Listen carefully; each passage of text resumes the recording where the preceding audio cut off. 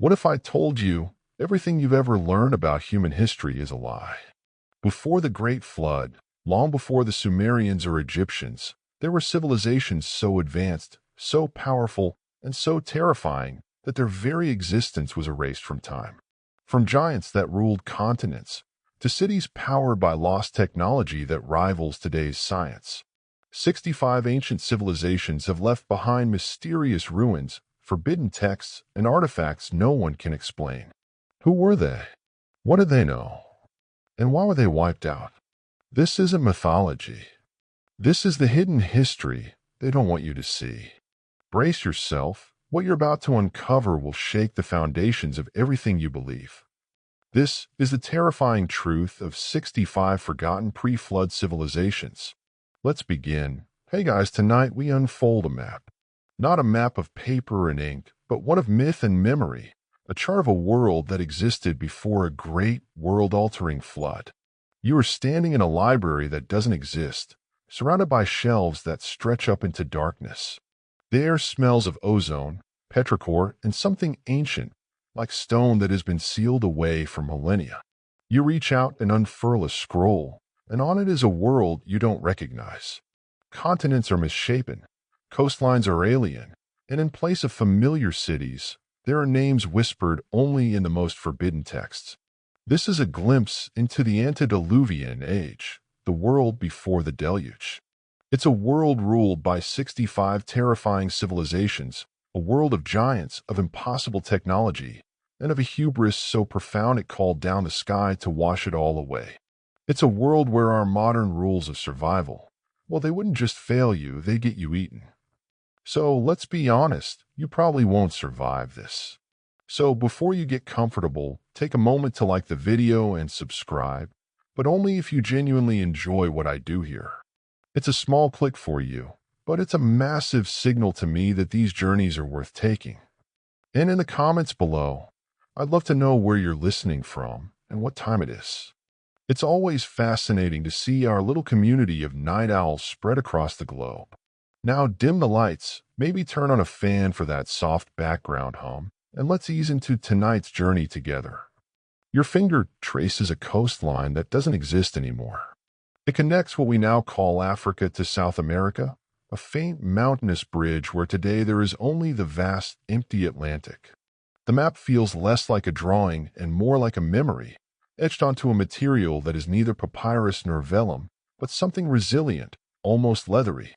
This isn't a human artifact in the way we understand it. It feels older, more primal. Its creators didn't see the world as a collection of nations, but as a single, sprawling estate, a global kingdom dotted with monolithic capitals that pulsed with strange energies. Forget Google Maps. This terrain is actively hostile to your existence. There's no recalculating route when the route is the digestive tract of a creature the size of a city bus. The terms and conditions for living in this epoch were written in blood, and the fine print was a mile long. Mainstream science, of course, gives us the concept of Pangaea, the supercontinent that broke apart around 175 million years ago.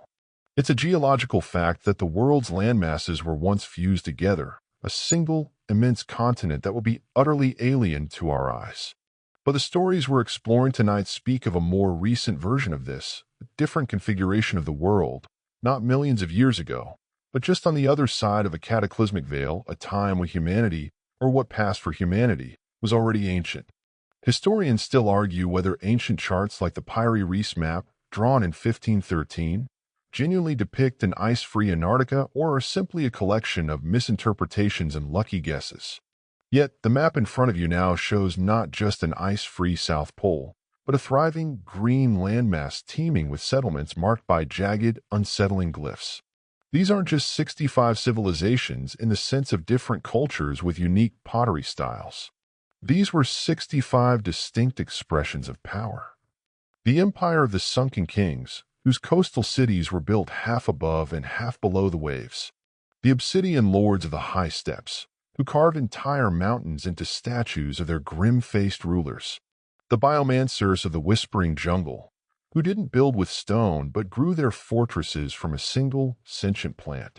Each one was a terrifying testament to a different path of development, a different mastery over the laws of nature as we know them. They weren't building towards a future. They believed they were the future, the final and ultimate expression of life in the cosmos. A dangerous assumption, as it turns out. As your eyes scan the map, you see entire regions marked with symbols of warning. A kraken symbol over a deep ocean trench.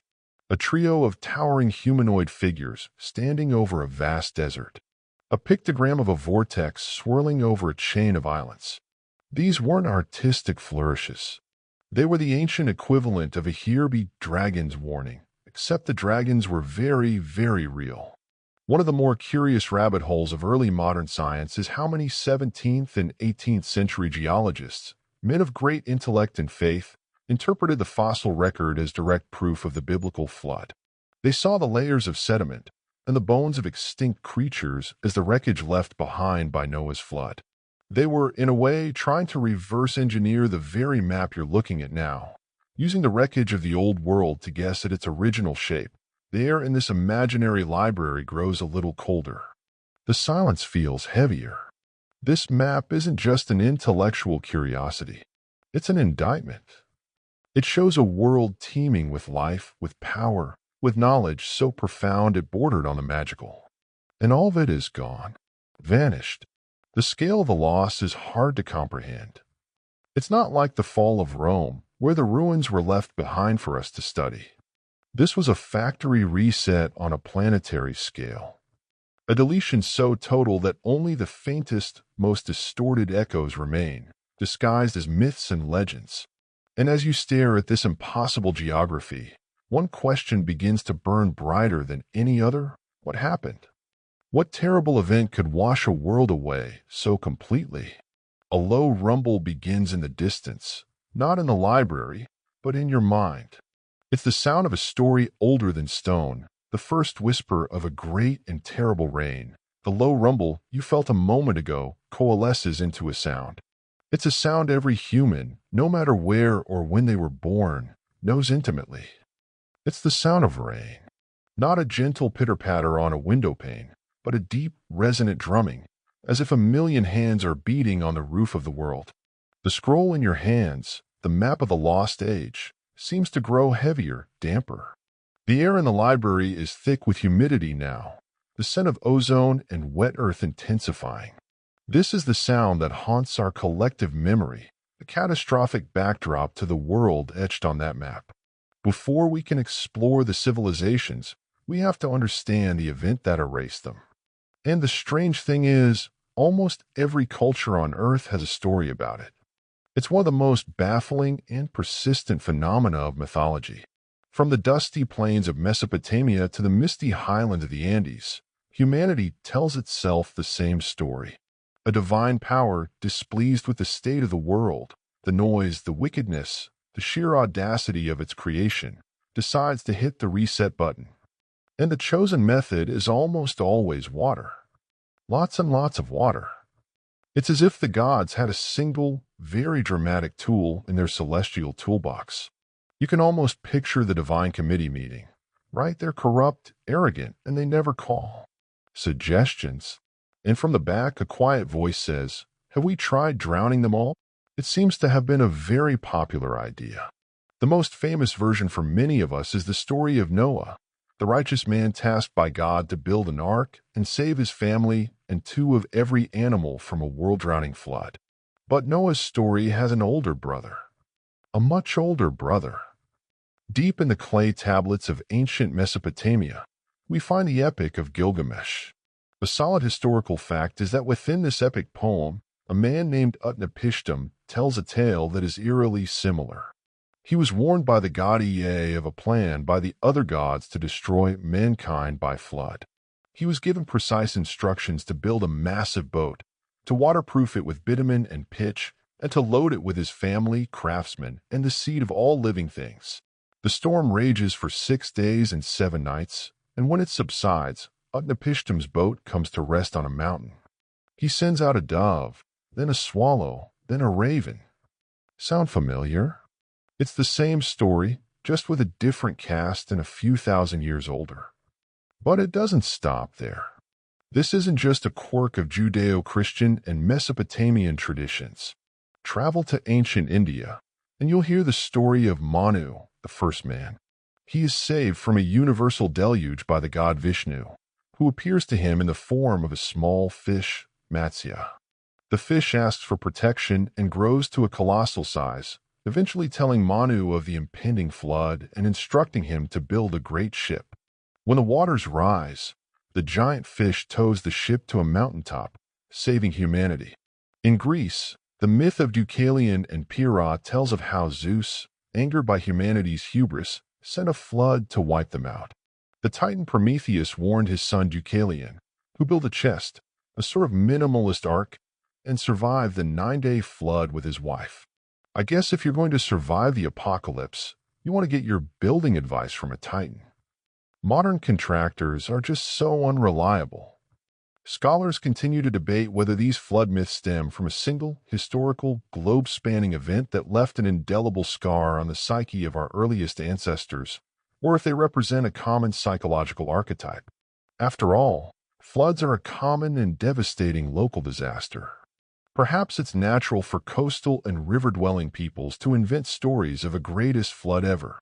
But the sheer number of these stories, over 500 of them from all corners of the globe, and their bizarrely specific similarities, the divine warning, the chosen family, the vessel of salvation, the saving of animals, the landing on a mountain, push the boundaries of coincidence. You find these stories in places that have been isolated for millennia.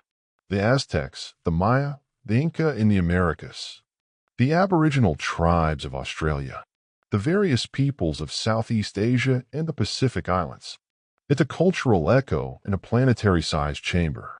One of the more quirky details comes from some Native American traditions, where the cause of the flood isn't just rain, but a bursting of the world's subterranean waters, a great celestial weeping combined with a terrestrial hemorrhage. It paints a picture of a world coming apart at the seams, from above and below. You can imagine the terror, not just hiding from the rain, but feeling the very ground beneath your feet turn to soup. And the animals, think of the logistics. 2 of every kind. That's not just lions and tigers and bears. That's 2 termites, 2 scorpions, 2 of every single species of mosquito. Utnapishtim and Noah must have been saints to not just swat them and claim they fell overboard. So as you stand in this library of whispers, the sound of the great rain filling the air, you understand that this wasn't just a story. It was the story, the singular event that cleaves history into a before and an after. The civilizations on your map, the 65 terrifying kingdoms, all existed in the before. They were the ones who didn't get the divine memo. Or more likely, they got the memo, crumpled it up, and threw it back at the messenger. They were the reason for the flood. Their power, their knowledge, their monstrous creations, all of it was deemed a mistake, a bug in the system that required a total wipe and reinstall. And as the rain falls harder, you fold a map carefully and turn your attention to the first real physical clue we have. A place that shouldn't exist, built long before the flood, a stone testament that proves the before times were far more advanced than we've ever been told. The sound of the global rain recedes, leaving behind a profound silence. The damp, humid air of the library gives way to something different. It's dry, dusty, with the scent of wild thyme and sun-baked earth carried on a steady, whispering wind. You are no longer in a place of thought and memory, but a place of physical reality. You are standing on a gentle, rounded hilltop in southeastern Anatolia. What is modern-day Turkey? The sun is warm on your skin. Below you, the vast Mesopotamian plain stretches out towards the horizon, the so-called cradle of civilization. But you're standing on something that makes a mockery of that title. You're standing on Göbekli Tepe. All around you are massive T-shaped pillars of limestone, arranged in huge, deliberate circles. Some are still buried, but many have been excavated, standing like silent, headless giants frozen in mid-ceremony. They are huge, up to 18 feet tall and weighing as much as 16 tons. To move and erect one of these today would require a crane and a dedicated crew. But these were raised by people who supposedly lacked the wheel, pottery, and even metal tools. It's like finding a fully functional iPhone in a Neanderthal cave. It simply doesn't fit the story we've been telling ourselves. This isn't just a collection of rocks. It's the world's first known temple, or at least the oldest large-scale megalithic structure we've ever found. Here's the part that breaks the timeline. A solid, mainstream historical fact is that Göbekli Tepe has been dated to around 9600 BC. Let's put that in perspective. This is roughly 7,000 years before the Great Pyramid of Giza. It's 6,000 years before Stonehenge. This was built at the tail end of the last ice age, a time we associate with scattered bands of hunter-gatherers, people who were supposedly too busy chasing mammoths and trying not to freeze to death to organize a massive, multi-generational construction project. The discovery of Göbekli Tepe in the 1990s flipped the script entirely. The old theory was that agriculture led to settled villages, which then led to complex society, religion, and monumental architecture. Göbekli Tepe suggests the opposite, that a powerful, shared religious or spiritual belief came first, compelling nomadic tribes to come together, cooperate, and build something extraordinary. They built the cathedral before they built the city. You run your hand over the cool, rough surface of one of the pillars. It's not smooth. It's covered in exquisite, detailed carvings. There are no images of gods or goddesses, at least none that we recognize. Instead, there are animals. A bestiary of the ancient world carved in high relief, snarling foxes, boars with bristling manes, long-legged cranes, spiders, and venomous-looking snakes. And there are more menacing figures, too, lions and vultures, creatures of power and death. These aren't just doodles. They are stylized, symbolic, and arranged with clear intent. The craftsmanship is stunning.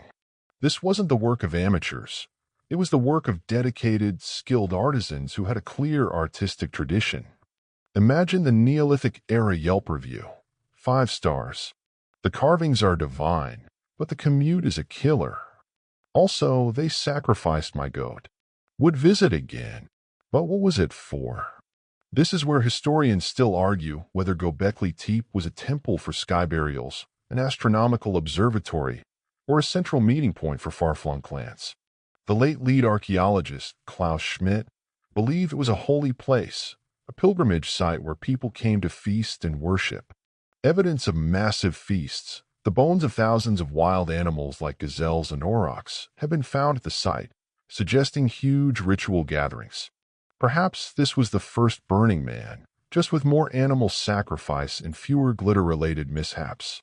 Now for the quirky tidbit, which connects us back to the Great Cataclysm. One of the most famous pillars, the Vulture Stone, is thought by some researchers to be a celestial map. They argue that the carvings of the animals aren't just animals, but representations of constellations. The scorpion, the bird, the headless man, they believe these symbols correspond to the positions of stars and a comet swarm that struck the Earth around 10,950 BC. This event, known as the Younger Dryas impact hypothesis, is a controversial theory that a fragmented comet hit the planet, triggering a mini ice age and mass extinctions. Is it possible that Göbekli Tepe wasn't just a temple, but a memorial? A monument built by the survivors of a world-changing catastrophe to record what happened and to mark the date of the disaster in the sky for all future generations to see. This brings us to the most baffling mystery of all. Around 8000 BC, after more than 1,000 years of use, the people who built Göbekli Tepe did something inexplicable. They buried it. Deliberately. They backfilled the entire complex with millions of cubic feet of dirt, broken rock, and animal bones, preserving it perfectly beneath an artificial hill. Why? Why would a culture spend centuries building a magnificent temple complex, only to entomb it? It's one of archaeology's greatest unanswered questions. Did the religion change? Did they move on? Or was it something else? In the context of our story, the act takes on a more ominous tone. What if they were hiding it? What if they were sealing something away, protecting it from the future, or protecting the future from it? Or perhaps they knew another cataclysm was coming, and this was their attempt at a time capsule, a final message from a world on the brink of being forgotten. You look around at the silent, watching pillars. These T-shapes, with their implied arms and faceless heads, feel profoundly human, yet utterly alien. They feel larger than human. They stand with an authority that seems to belong to a different kind of being entirely. The people who organized this were not simple hunter-gatherers. They had knowledge, organization, and a vision that we are only just beginning to comprehend. It begs the question, were they just men? Or was there something else at play in this antediluvian world? A different race of beings, perhaps taller, stronger, and far more terrifying. The dry, dusty air of Göbekli Tepe grows heavy and thick again, not with humidity this time, but with an oppressive electric charge, like the air before a lightning strike. The sun seems to dim, not because of clouds, but as if a great shadow is passing over the land. You feel small, powerfully, fundamentally small. The T-shaped pillars around you no longer seem like stylized representations of people. They now feel like undersized portraits. This is the world as seen from a different perspective, the perspective of a race of giants. We now confront one of the most persistent and unnerving legends of the antediluvian world, the Nephilim. The story, primarily from the book of Genesis and elaborated upon in non-canonical texts like the book of Enoch, is as strange as it is specific. It speaks of the sons of God, angelic beings who saw the daughters of men, found them beautiful, and came down to earth to take them as wives. The offspring of these unions were a hybrid race, a generation of giants known as the Nephilim. The name itself is chilling. It translates roughly to the fallen ones. They were described as the mighty men who were of old, the men of renown. But renown for what? Their might was not just physical size. It was a disruptive, corrupting force. They were an evolutionary leap in the wrong direction, a perversion of the natural order. They were bigger, stronger, smarter, and hungrier than any human. Imagine walking through a world where the ruling class isn't just metaphorically above you, but literally towers over you. Beings who might be 12, 15, even 20 feet tall.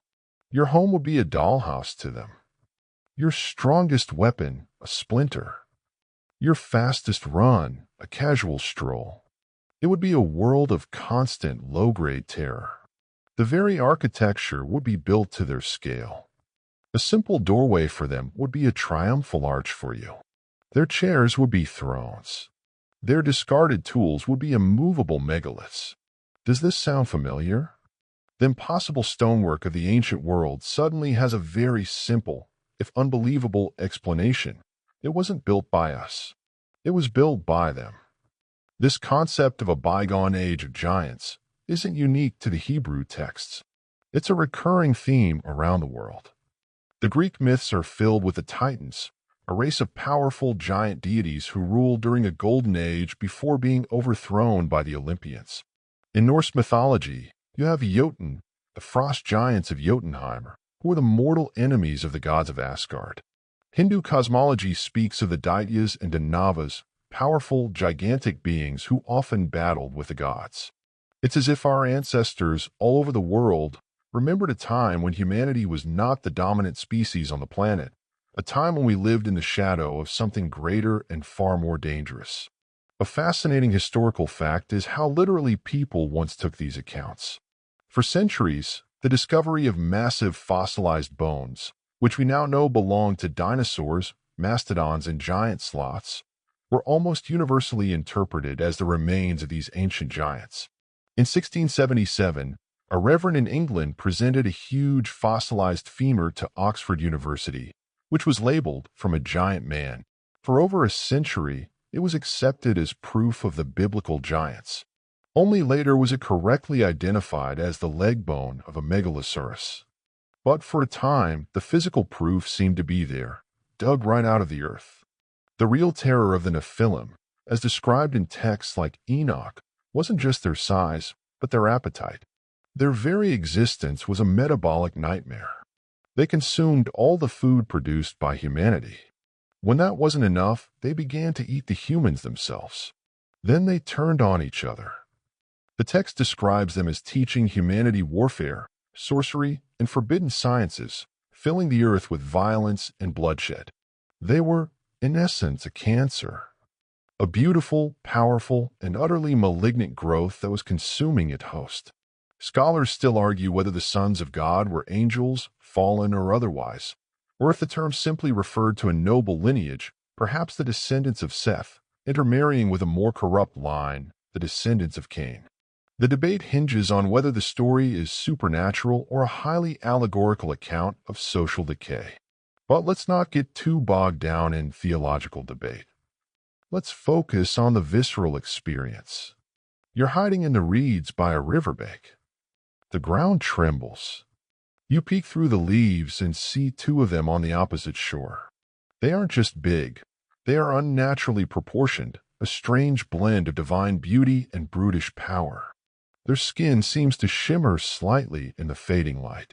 They are speaking, not in any human tongue, but in a language that sounds like stones grinding together, yet carries the melodic cadence of a hymn. You can't understand the words, but you understand the meaning. It's the casual, arrogant conversation of predators who own the world. One of them idly backhands a tree as thick as your body, and it splinters and falls into the river with a great crash. They don't even watch it fall. It was a meaningless gesture, a moment of idle boredom. That's the level of power you're dealing with. It's enough to make you wish you'd brought a bigger rock. Or, a different planet to live on. This is the context for the pre-flood world. It wasn't just a world of advanced humans. It was a world dominated by their hybrid, superpowered, and malevolent offspring. They were the kings, the priests, the warriors. They were the architects of the megalithic world, the builders of places like Göbekli Tepe, perhaps. They were the ones who commanded the terrifying civilizations we'll be exploring. And their existence, according to the old stories, was the primary reason the divine reset was deemed necessary. The world hadn't just gone wrong. It had been hijacked. The experiment had been contaminated. And as the shadow of the giants falls over you, you realize that the Great Flood wasn't just a punishment. It was a targeted pest control operation on a planetary scale. The oppressive shadow of the giants lingers, but your perspective shifts. You are no longer cowering in the reeds. Instead, you are standing at the foot of something impossible, something that defies both logic and the laws of physics as you know them. You are in Baalbek, Lebanon, at a Roman temple complex. But you're not looking at the Roman ruins. You are looking at what they were built upon. You are looking at the foundation. 3 colossal blocks of stone, known as the trilithon, are set into the western retaining wall.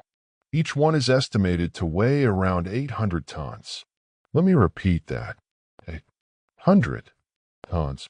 For context, the largest single block in the Great Pyramid of Giza is about 80 tons.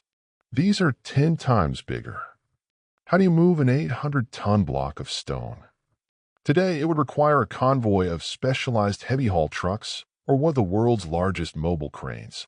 A machine itself weighs hundreds of tons and requires a massive team to operate. And that's just to lift it. These blocks were quarried over half a mile away, moved up a hill, and then lifted some 20 feet into the air to be placed with seamless precision into a wall. The Romans who built their magnificent temple to Jupiter on top of this platform were incredible engineers, but even they openly marveled at the foundation, considering it the work of gods or giants from a forgotten age. They built on top of it, but they did not build it. This is the tangible evidence of the Nephilim's world. Or at least, the evidence of a technology so advanced it might as well have been wielded by giants. This is the technology of the Titans. You walk from the temple to the nearby quarry, and the mystery deepens into sheer absurdity. Lying there, still attached at its base to the bedrock, is a 4th stone. It's called the Hajar al-Hibla, the stone of the pregnant woman. This monolith is even bigger than the ones in the wall. It's estimated to weigh a staggering 1,200 tons. It's fully cut and shaped, ready for transport. A project that was, for some reason, abandoned mid-task. Can you imagine the foreman? All right, lads, great work cutting out this block the size of a small apartment building. Johnson, you got the dolly. It's a joke. It's so far beyond the capabilities of any known ancient culture that it feels like a prank left behind by history. This isn't an isolated case. From the polygonal walls of Sacsayhuaman in Peru, where multi-ton stones are fitted together so perfectly without mortar that you can't slide a piece of paper between them, to the massive granite blocks of the Osirian temple in Abydos, Egypt, which predate the dynastic Egyptians who built around them. The evidence is scattered across the globe, a single, baffling architectural style. Megalithic, mortarless, and impossibly precise. Historians still argue whether these feats were achieved through brute force, using vast armies of laborers, ramps, and rollers over many decades, or through some lost technological understanding. The brute force argument begins to strain credulity when you look at Baalbek.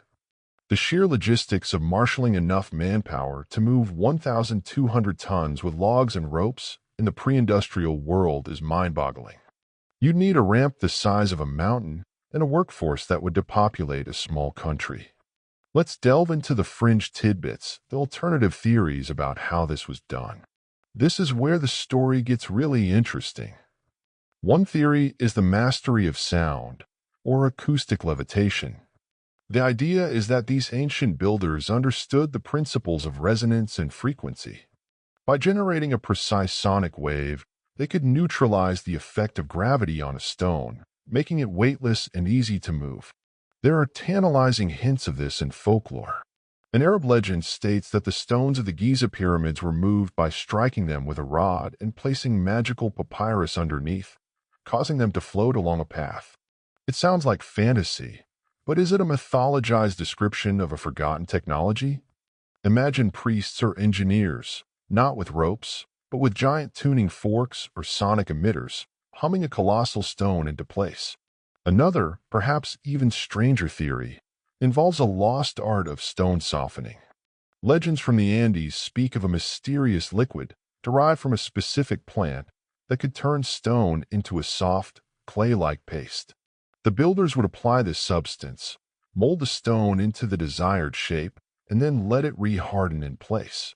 This would explain the incredible precision of the joins in places like Sacsayhuaman. It wouldn't be a matter of cutting the stones to fit, it would be a matter of pouring them. A historical fact that lends a sliver of plausibility to this is that we know ancient peoples were masters of organic chemistry. From the long-lasting Roman concrete to the potent poisons of Amazonian tribes, they knew their plants and minerals.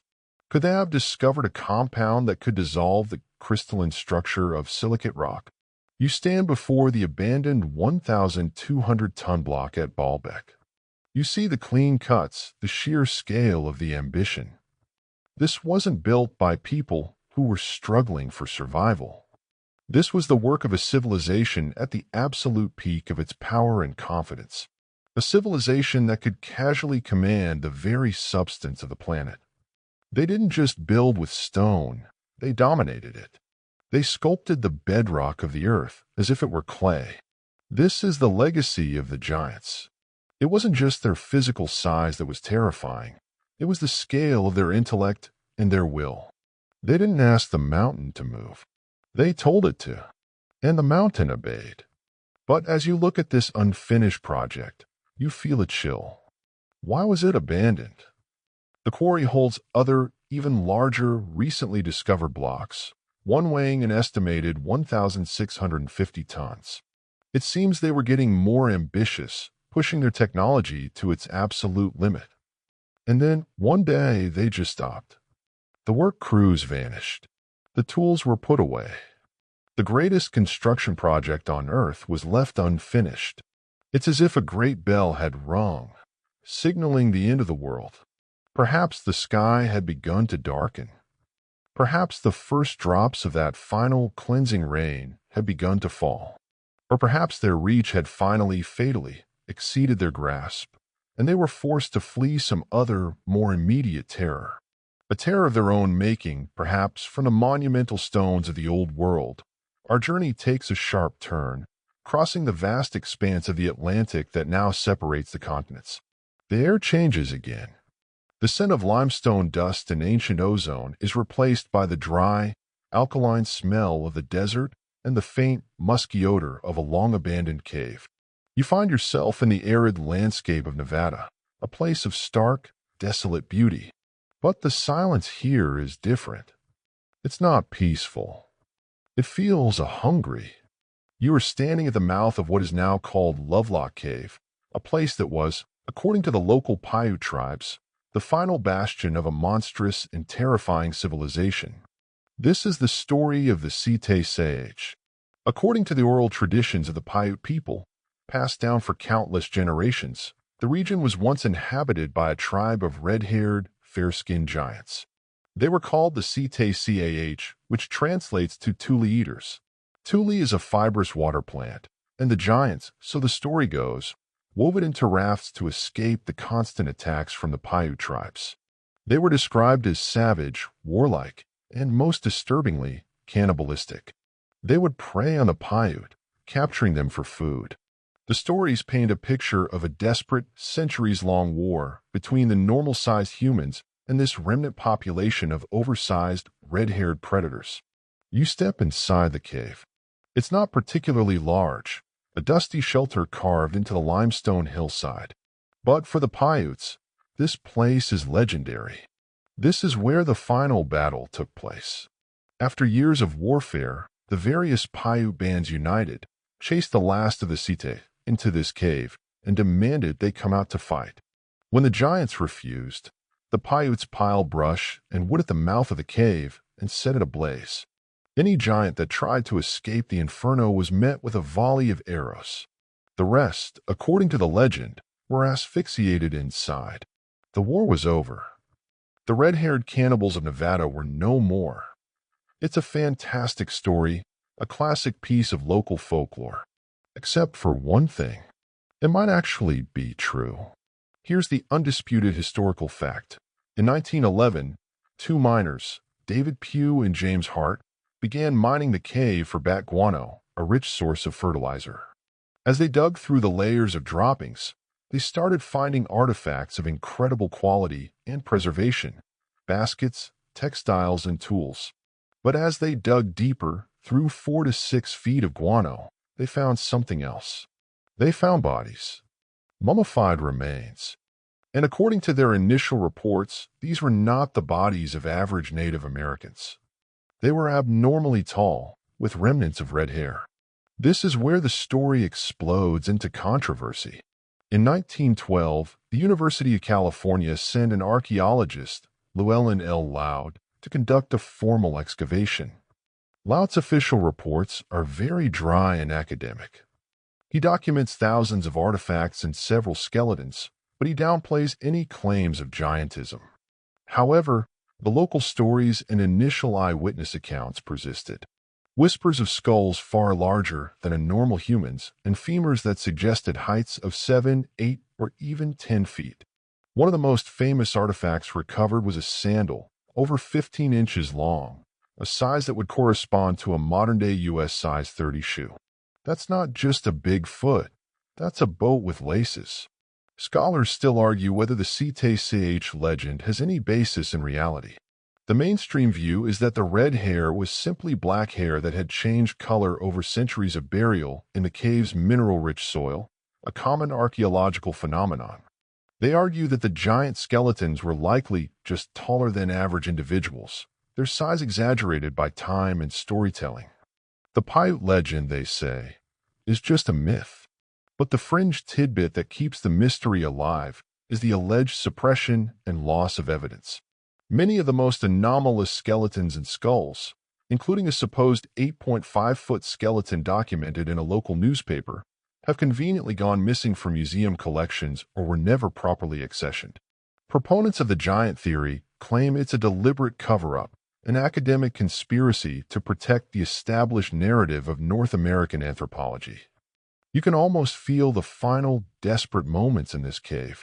The smoke thick and choking.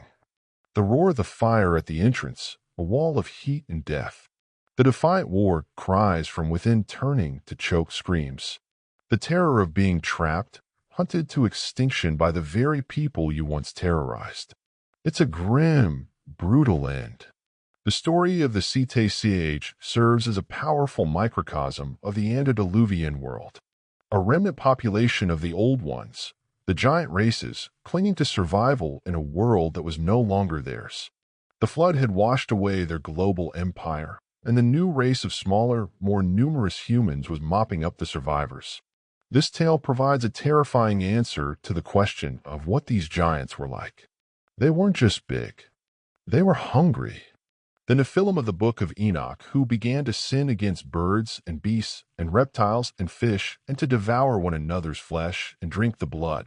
The Cetacea legend echoes this perfectly. They were the apex predators of their age, and we were on the menu. This wasn't a philosophical disagreement. It was a food chain issue.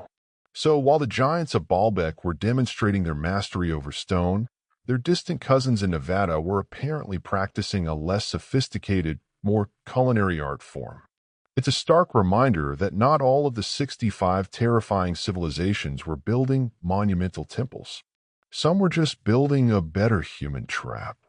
The fall of the Cetacea wasn't a cataclysmic flood, but a slow, grinding war of attrition, ending in fire and smoke in a dusty cave in the middle of nowhere. A pathetic, nasty end for a race that once ruled the world.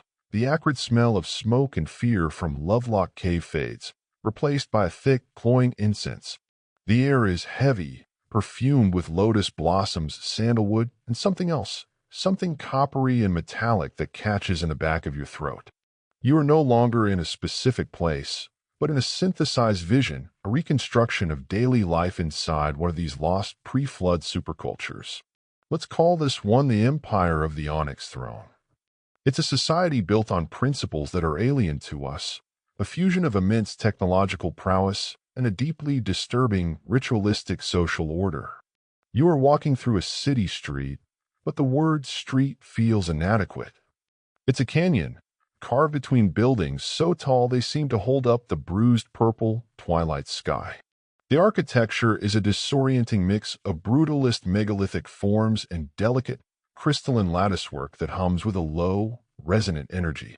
There are no cars, no wheeled vehicles of any kind. Instead, silent, glowing platforms drift languidly between the spires, carrying figures cloaked in dark, heavy robes. But you are on foot, down in the shadows, among the teeming masses. This is where you see the terrifying reality of their social structure. The hierarchy is absolute and visible. At the top are the elites, the pure-blooded descendants of the founding gods, who may or may not be the Nephilim we spoke of earlier. They are tall, unnaturally graceful, and you dare not meet their gaze. To do so is a capital offense. They are the 1%. Not in terms of wealth, but in terms of possessing a soul, a concept they believe is exclusive to them. Everyone else is simply a biological machinery. Below them are the technicians and priests who maintain the city's impossible systems, the glowing crystals, the silent transport, the atmospheric regulators that keep the city at a constant, unnerving temperature. They are a privileged class, but they live in constant fear of failure. A flickering crystal or a misaligned energy conduit could mean a swift and painful demotion to the lower rungs. And then there's everyone else. The vast, undifferentiated masses. The workers, the servants, the fodder. You are one of them. Your life is governed by a rigid schedule, not by a clock, but by a series of deep, harmonic tones that echo through the city. The first tone is for waking. The second for labor. The third for sustenance, a gray, nutrient-rich paste dispensed from public fountains. The fourth is for ritual observance. And the fifth is for sleep. There is no sixth tone for hobbies or personal fulfillment. That would be like a factory machine developing a passion for watercolor painting. It's a bug in the system. Let's talk about those rituals. Every day, as the fourth tone sounds, the entire population gathers in vast, open plazas. At the center of each plaza is a colossal black stone, an onyx ziggurat that seems to drink the light from the air. The priests, in their ceremonial masks, ascend the steps, leading a procession of volunteers. These are individuals selected by a lottery system, a system everyone prays they are not chosen for. The ritual is a form of energy transfer. The volunteer is placed upon the altar, and through a process that is part technology and part blood magic, their life force is harvested. It's channeled into the city's power grid, a gruesome but apparently effective way to keep the lights on. It's state-sponsored human sacrifice as a public utility. You remember that crocodile dung sunscreen from ancient Egypt? This makes that seem like a sensible and well-thought-out public health initiative. A solid historical fact for context. The Aztec civilization, for all its beauty and complexity, practiced large-scale human sacrifice. They believed the sun god, Huitzilopochtli, required a constant supply of human hearts to have the strength to rise each day and fight off the darkness. Their worldview was one of cosmic maintenance through blood. The priests of the Onyx throne have simply streamlined a process, replacing a flint knife with a far more efficient and somehow more horrifying technological apparatus. Historians still argue whether ancient societies like the Maya or Aztecs performed these rituals out of genuine religious terror or as a calculated tool of social control. Was it piety or politics? In this pre-flood empire, the answer is yes. The ritual simultaneously feeds the city's energy grid and reinforces the absolute power of the elites, reminding everyone of their disposability. It's a terrifyingly efficient system. Now for a quirky, chilling tidbit of daily life. Communication. There is no written language for the masses. Writing is a forbidden art, reserved for the priest class. Instead, information is conveyed through a complex system of scents and colors. A pale green mist rising from the street grates means a work detail is required in the lower aqueducts. The scent of ozone and burnt sugar means a solar flare is imminent, and you should seek shelter. Your entire life is a synesthetic experience, guided by a sensory language you can't speak, only obey. It's a world without literature, only instructions. You stand in the plaza, the fourth tone still vibrating in your bones. The ceremony is over. The coppery smell in the air is stronger now. You look at the faces around you, resigned, empty, devoid of hope. There is no rebellion, no thought of revolution. The system is too perfect, the power of the elites too absolute. This is the wickedness and corruption the ancient texts speak of. It's not just violence and debauchery. It's the soulless, grinding perfection of a society that has optimized humanity out of the human equation. It's a world that has achieved a kind of stability, but at the cost of everything that makes life worth living. As you look up at the humming crystalline spires and the dark, uncaring sky, you start to think that maybe a world-drowning flood isn't a tragedy. Maybe it's a mercy. The cloying, ritualistic air of the onyx throne dissolves, and you're suddenly submerged. The world around you is no longer filled with air, but with the dense, blue-green silence of the deep ocean. Sunlight filters down from the surface, a distant, shimmering ceiling, illuminating a scene that should not be here. You are floating above a city of stone, now encrusted with coral and patrolled by silent, curious fish. Your journey now takes us beneath the waves to explore the most tantalizing and controversial evidence for these lost civilizations, the ruins of cities swallowed by the sea. You are drifting towards the most famous of these underwater mysteries, the Yonaguni Monument, just off the coast of Japan's southernmost Ryukyu Islands. Discovered in 1986 by a local dive tour operator, it's a massive sandstone formation that looks, for all the world, like a man-made structure.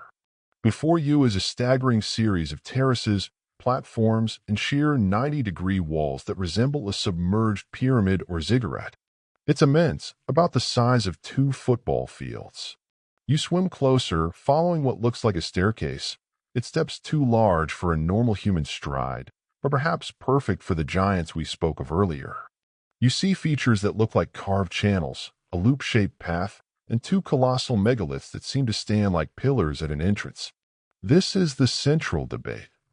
Mainstream geologists, and this is a solid scientific position, argue that Yonaguni is a purely natural formation.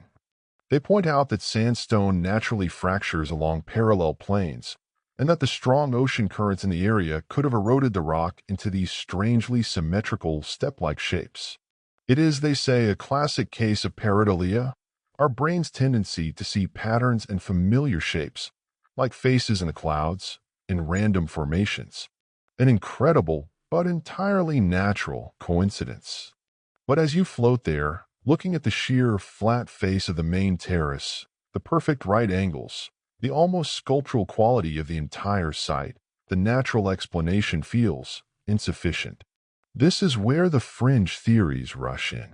Proponents, like Masaki Kimura, a marine geologist from the University of the Ryukyus, have spent years mapping the site and are convinced it is artificial. They claim to have identified features that look like carved reliefs of animals, a stone turtle, and even what they interpret as a giant, human-like face. They believe it is a remnant of a lost Pacific civilization, a culture that was submerged by a sudden cataclysm, perhaps a massive earthquake or a sudden sea level rise at the end of the last ice age. Historians still argue whether ancient mythologies of sunken cities, like the tale of Atlantis, are pure fantasy or distorted folk memories of real geological events. After all, the end of the last ice age, around 10,000 BC, saw a dramatic rise in global sea levels, as much as 400 feet. Any coastal civilization from that era, and most human settlements have always been coastal, would have been completely inundated. Their cities would now be lying on the continental shelves, deep beneath the waves, precisely where places like Yonaguni are found. You leave the terraces of Yonaguni behind and let the current carry you across the globe to another submerged enigma. You are now in the Gulf of Khambhat, off the coast of India.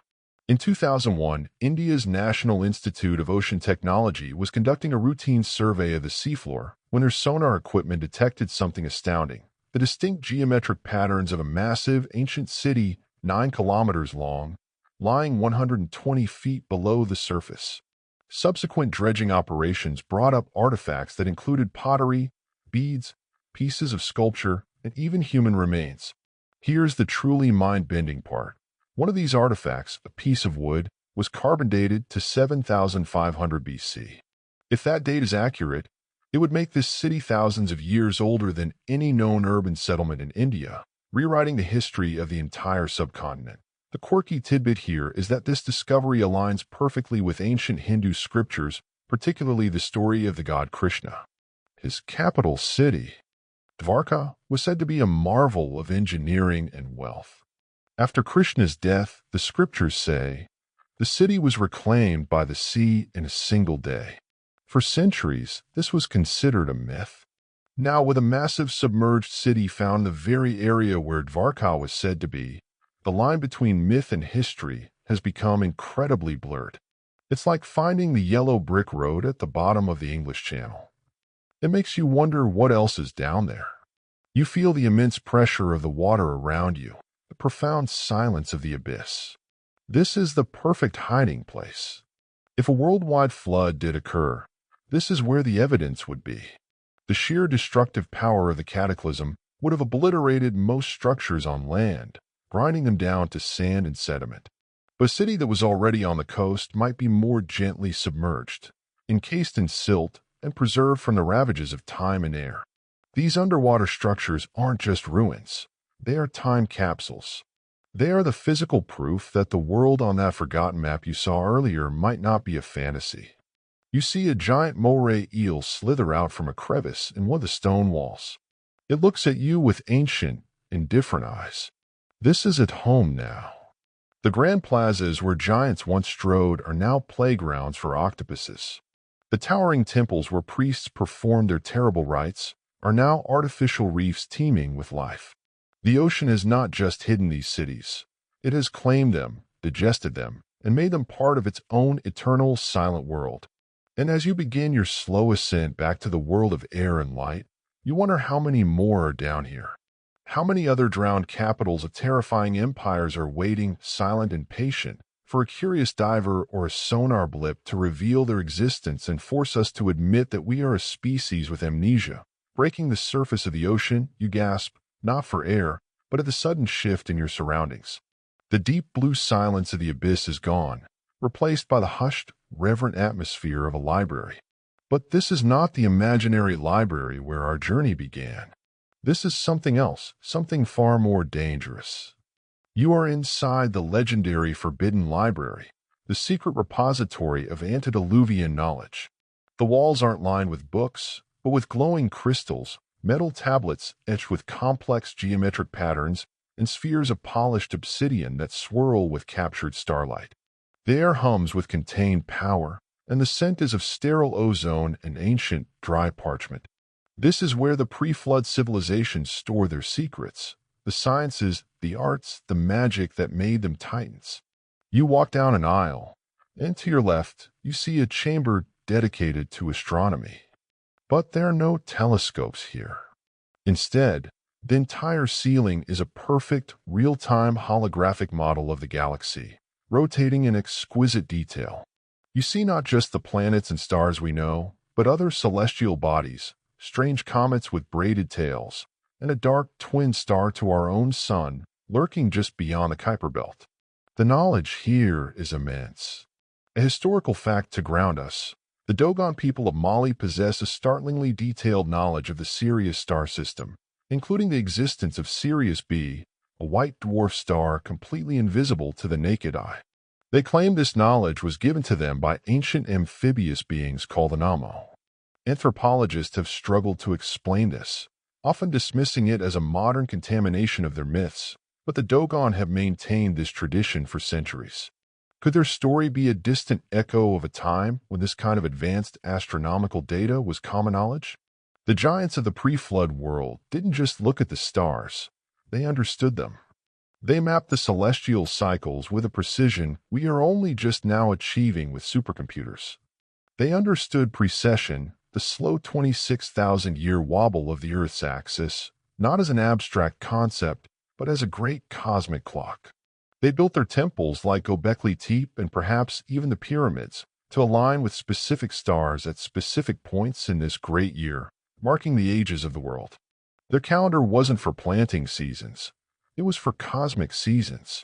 They knew when the galactic energies would be at their peak, and when the world was due for another cyclical cleansing.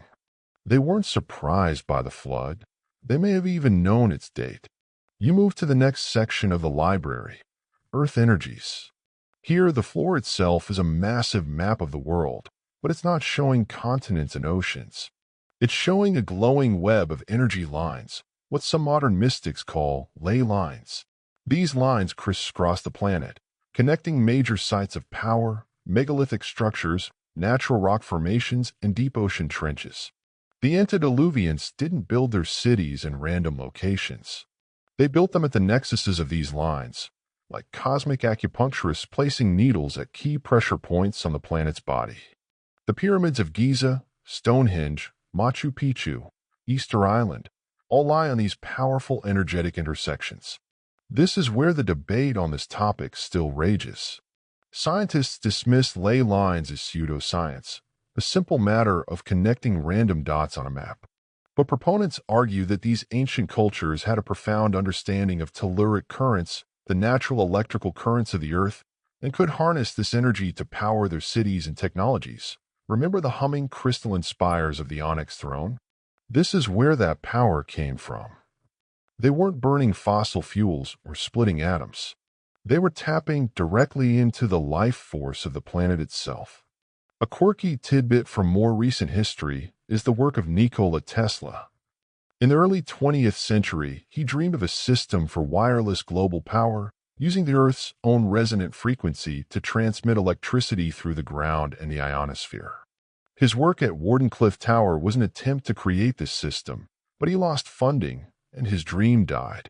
Were his revolutionary ideas a rediscovery of a science the antediluvians had perfected thousands of years earlier? Was he, perhaps, tapping into a memory from the Forbidden Library? The final chamber you enter is the most unsettling. It's the section on biological sciences. There are no textbooks here. Instead, you see eerie, glowing vats containing things you don't want to look at too closely. Chimeric creatures, part lion, part eagle. plants that grow in crystalline forms, and DNA represented not as a double helix, but as a complex, 12-stranded braid that shimmers with multicolored light. This is where they mastered the very building blocks of life. The tales of mythological creatures, the griffin, the centaur, the minotaur, were they just fantasies? Or were they lab reports from a civilization that practiced genetic engineering as a high art form? It's enough to make you reevaluate your last visit to the petting zoo. Is that goat supposed to have feathers? Oh, it's just a pre-flood special. Carry on. This library explains the hubris. When you have mastered the stars, the energy of the planet, and the code of life itself, you would start to see yourselves as gods. You would believe you are infallible, the pinnacle of creation. You would see no limits to your power. And this, according to the ancient stories, was the core of their transgression. The Watchers from the Book of Enoch didn't just give humanity warfare and cosmetics, they gave them the keys to this library. They handed over knowledge that humanity was not spiritually or morally ready to handle. They gave matches to children in a house made of dynamite. As you stand in the center of this impossible repository of knowledge, a deep sadness washes over you. The loss of this library was the greatest tragedy of the flood. Not just the loss of technology, but the loss of understanding.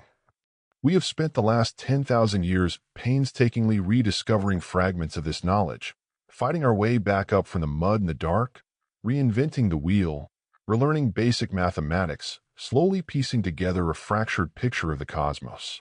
But it's a shadow of what was lost. The original texts are gone, drowned and buried. All we have left are the myths, the faint, distorted echoes of a time when we were so much more. And as a single, piercing alarm begins to sound throughout the library, a warning of systemic collapse, you realize that knowledge without wisdom is the most dangerous poison in the universe. The piercing alarm of the forbidden library fades into the gentle, rhythmic sound of waves lapping against the shore. The sterile scent of ozone is replaced by the warm, fragrant perfume of tropical flowers and salt spray. You find yourself on a beach of impossibly white sand, looking out at a turquoise ocean under a serene, peaceful sky. This is not the brutal, hierarchical world of the onyx throne, nor the hungry, desperate world of the Cité sage. This is the heart of a different kind of antediluvian civilization, the great Pacific continent of Lemuria. While Atlantis is often conceived as a civilization of technological might and imperial ambition, its Pacific counterpart, Lemuria, is remembered in esoteric traditions as its spiritual opposite. It was supposedly a culture built not on an intellectual mastery of the physical world, but on an intuitive, emotional, and psychic connection to the cosmos. If Atlantis was the empire of the mind, Lemuria was the empire of the heart. The people here were said to be tall, gentle, and ethereal, living in perfect harmony with nature. Their cities were not carved from stone with brutalist precision, but were grown, coaxed from the living earth itself, with homes of woven living wood and temples of shaped coral and crystal. The concept of Lemuria has a strange and fascinating origin. It wasn't born from ancient myth, but from 19th century science. This is a quirky historical fact. The name Lemuria was first proposed in 1864 by a zoologist named Philip Sclater. He was puzzled by the fact that lemurs, the primates you might remember from the movie Madagascar, existed in Madagascar, but also had fossil relatives in India and Southeast Asia, with no trace of them in Africa or the Middle East. To explain this, he hypothesized a lost land bridge or continent in the Indian Ocean, which he named Lemuria. The scientific theory of a sunken continent was later superseded by the understanding of continental drift, but the name and the idea took on a life of their own. It was quickly adopted by the occult and theosophical movements of the late 19th century, most notably by Helena Blavatsky. She incorporated Lemuria into her complex cosmology, describing it as the homeland of the third of her root races, a race of hermaphroditic, egg-laying psychic giants who were more spiritual than physical. It's a wild story, to be sure, but it tapped into a deep-seated longing for a lost paradise, a peaceful before time, that stood in stark contrast to the industrializing, warring world of the present. Think of it as the ultimate "it was better back in my day" argument, just on a continental scale. My day had psychic giants and no pollution. Beat that. You walk inland from the beach into a lush, vibrant jungle. The air is alive with the chatter of strange birds and the hum of insects. The Lemurians, so the story goes, didn't need the kind of technology we saw in the Forbidden Library. Their connection to the Earth's energies was innate. They could communicate with animals, control the weather with songs, and heal the sick with a touch. Their science was a form of focused consciousness. They didn't need to build flying machines because they could practice levitation. They didn't need computers because they had access to the Akashic Records, a supposed universal library of all thought and experience. Historians and archaeologists, of course, find no evidence for a sunken continent in the Pacific or Indian Oceans on the scale described in these esoteric texts. The debate is largely one-sided, with science firmly stating that Lemuria, or its alternative name Mu, is pure fiction. However, proponents point to intriguing clues. They point to the megalithic ruins scattered across the vast expanse of the Pacific, on islands thousands of miles apart, the giant moai of Easter Island, the stone city of Nan Madol in Pohnpei, the Humonga and Maui Trilithon in Tonga. How did isolated Stone Age cultures manage such incredible feats of engineering? The Lemurian theorists propose a simple answer. They weren't isolated. They were the mountain peaks of a once great continent, the last remaining outposts of a drowned world, and they were all part of the same unified Lemurian culture. You come to a clearing in the jungle. In the center is a circle of tall, slender crystals that hum with a soft, warm light. Lemurians, draped in simple, flowing robes, are gathered here. They aren't speaking, but you can feel their communication, a silent, telepathic sharing of thoughts and emotions. There's no hierarchy here, no priests or overlords. They are governed by a collective consciousness, a shared sense of purpose and being. This is the civilization that remembered the law of one, the idea that all of creation is a single, unified entity. It's a beautiful, idyllic vision. But there's a problem. The serenity is a facade. In the esoteric narrative of the antediluvian world, the peaceful, spiritually inclined Lemurians were locked in a long, devastating conflict with their rivals across the world, the technologically advanced and materialistic Atlanteans. It was a planetary Cold War fought not with armies, but with energies. The Atlanteans, with their intellectual might, sought to dominate the planet's ley line grid for power. The Lemurians, with their intuitive wisdom, sought to keep it in balance. The war escalated, moving from psychic skirmishes to catastrophic manipulations of terrestrial and cosmic forces. They began to use the Earth's own energy field as a weapon. You look up at the serene sky above the Lemurian jungle, but now you see a flicker, a distortion in the air, a sign of a coming storm, but not a natural one.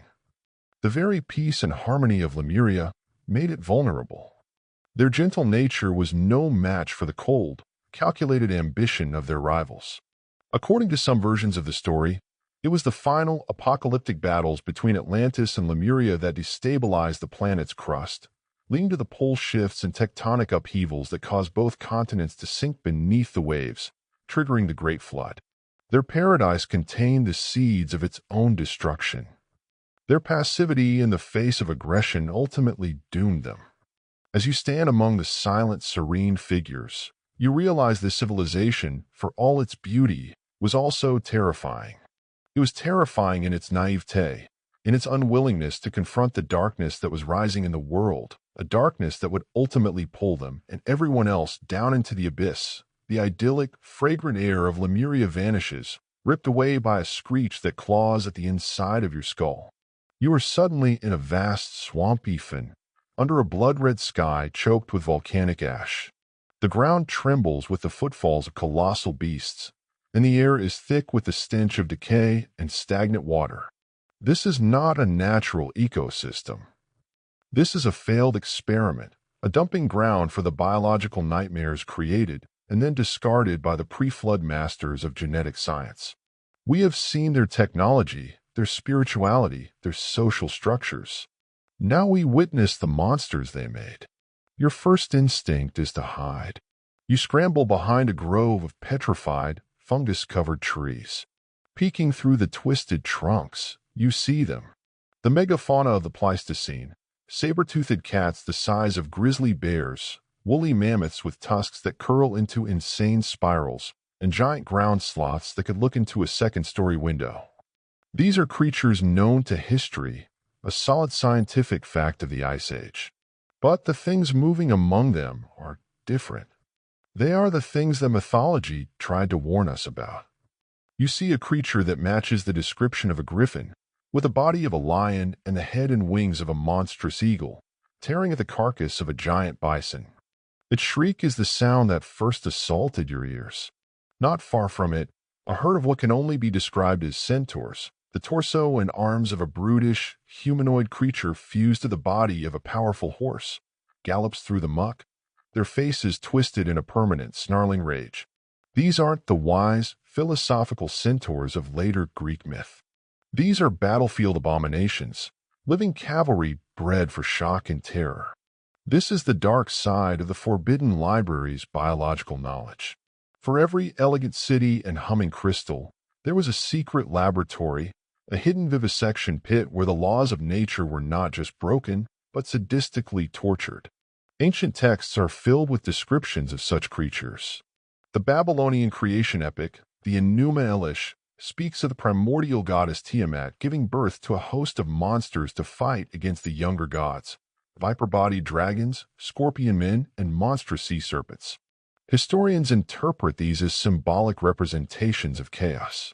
But what if they were literal descriptions? What if the war in heaven was not just a theological concept, but a biological arms race? Scholars still argue whether the incredible consistency of monsters in global mythology, dragons in China, Europe, and the Americas, for example, is due to cultural diffusion or a shared psychological archetype.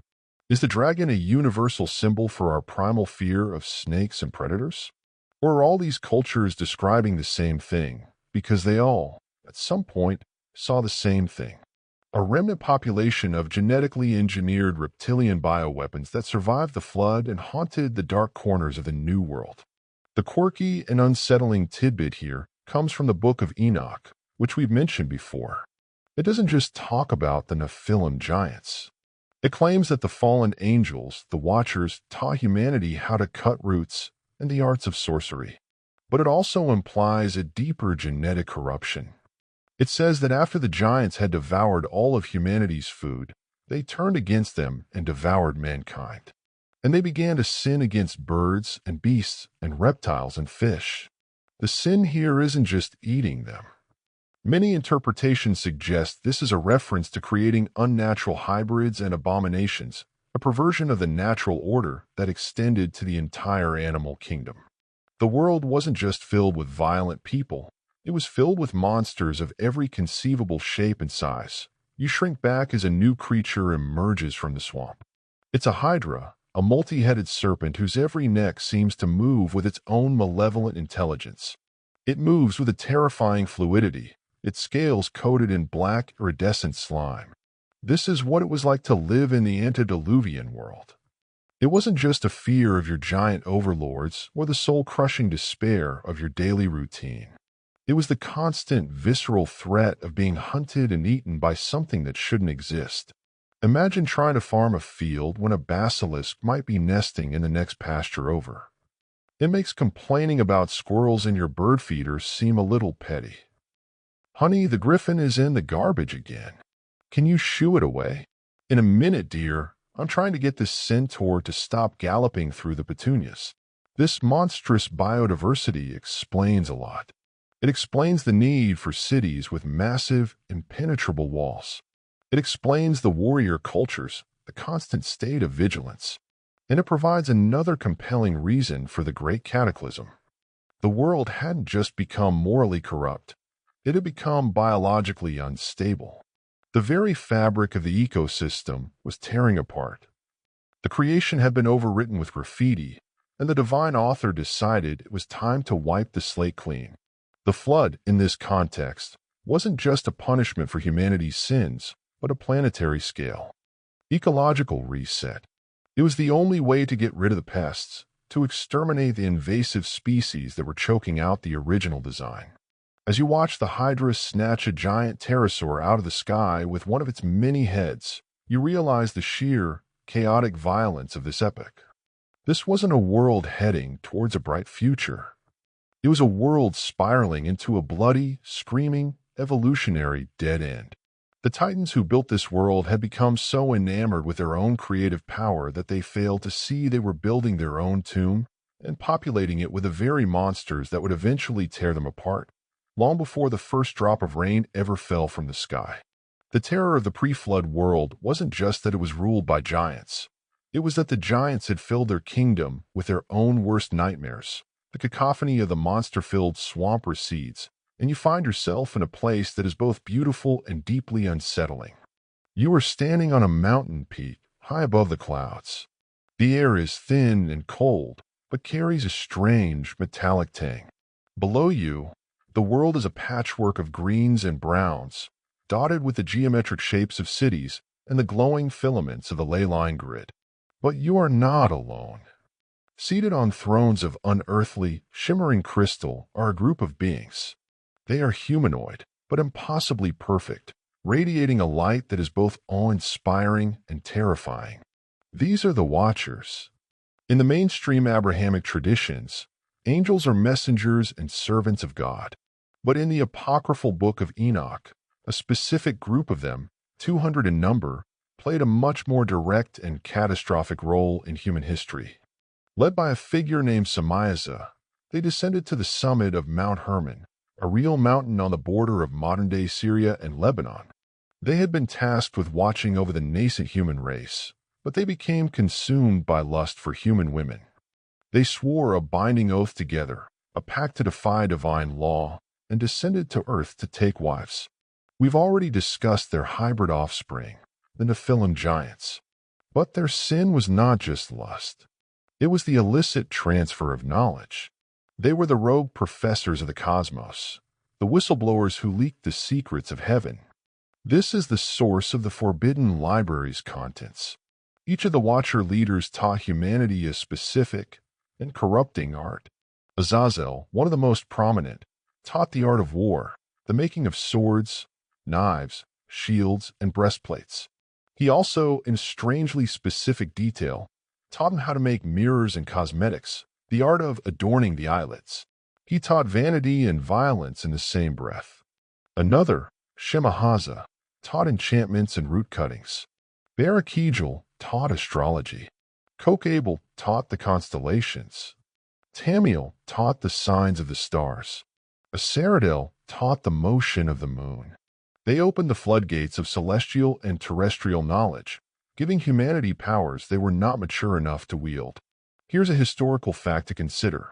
The idea of culture heroes, divine or semi-divine beings who bring the fundamentals of civilization to humanity, is a near-universal myth. The Egyptians had Thoth, the ibis-headed god who brought writing and wisdom. The Greeks had Prometheus, who stole fire from the gods and gave it to mortals. The Aztecs had Quetzalcoatl, the feathered serpent who brought learning, agriculture, and a calendar. Are these all just different cultural expressions of the same root memory? A memory of a time when non-human entities directly intervened in our development, for better or for worse. The debate among theologians and historians is whether the Watchers were truly celestial beings or a metaphor for something else. Were they a memory of a technologically advanced human culture making contact with a more primitive one, their technology appearing as magic to the uninitiated? Or is the story a purely symbolic tale about the dangers of knowledge without a moral framework? The text of Enoch, however, is stubbornly literal. It names the leaders, lists their specific teachings, and details the cataclysmic consequences. The quirky tidbit in this story is the sheer, almost comical specificity of the forbidden knowledge. Alongside world-altering secrets like metallurgy and astronomy, one of the Watchers, Penemu, taught the bitter and the sweet, and all the secrets of their wisdom. He instructed men on how to use ink and paper. Think about that. The invention of writing, one of the cornerstones of civilization, is listed as a corrupting influence, a forbidden art from fallen angels. It paints a picture of a divine plan where humanity was meant to remain in a state of oral tradition, of simple, unrecorded innocence.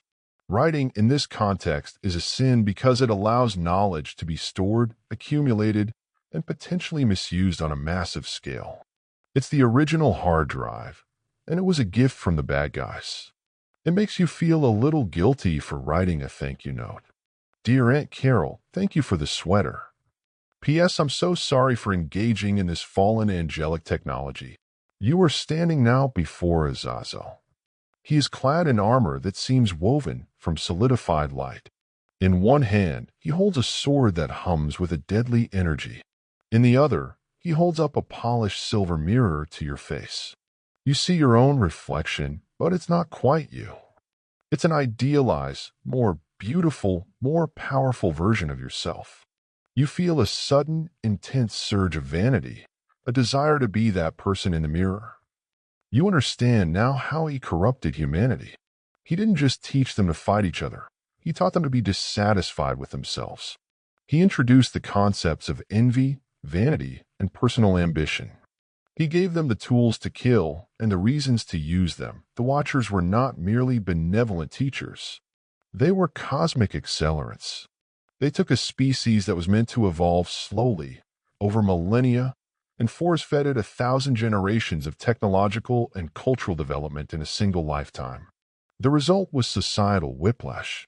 The moral and spiritual infrastructure of humanity couldn't handle the sudden influx of power. It was like giving a toddler the keys to a nuclear submarine. The Watchers, in their arrogance and desire, broke the prime directive of the cosmos. They interfered, and the consequence was a world so filled with violence, hubris, and monstrous creations that the only solution was a complete and total system wipe. As you look at these radiant, terrible beings, you realize they are the ultimate source of the pre-flood world's terrifying nature. The giants, the technology, the magic, the wars, all traces back to this single, catastrophic act of rebellion on a mountaintop.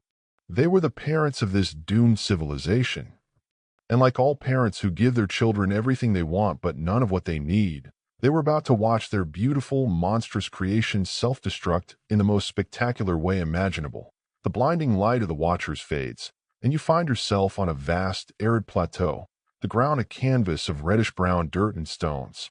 The sun is a merciless, white-hot disk in the sky, stretched out before you, so large that you can only comprehend them from this high vantage point, are immense drawings etched into the earth.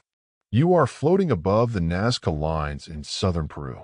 Sprawling across more than 200 square miles are hundreds of geoglyphs, a spider, a hummingbird with a 300-foot wingspan, a monkey with swirling tail, a condor, and strange humanoid figures, one of which is nicknamed the astronaut.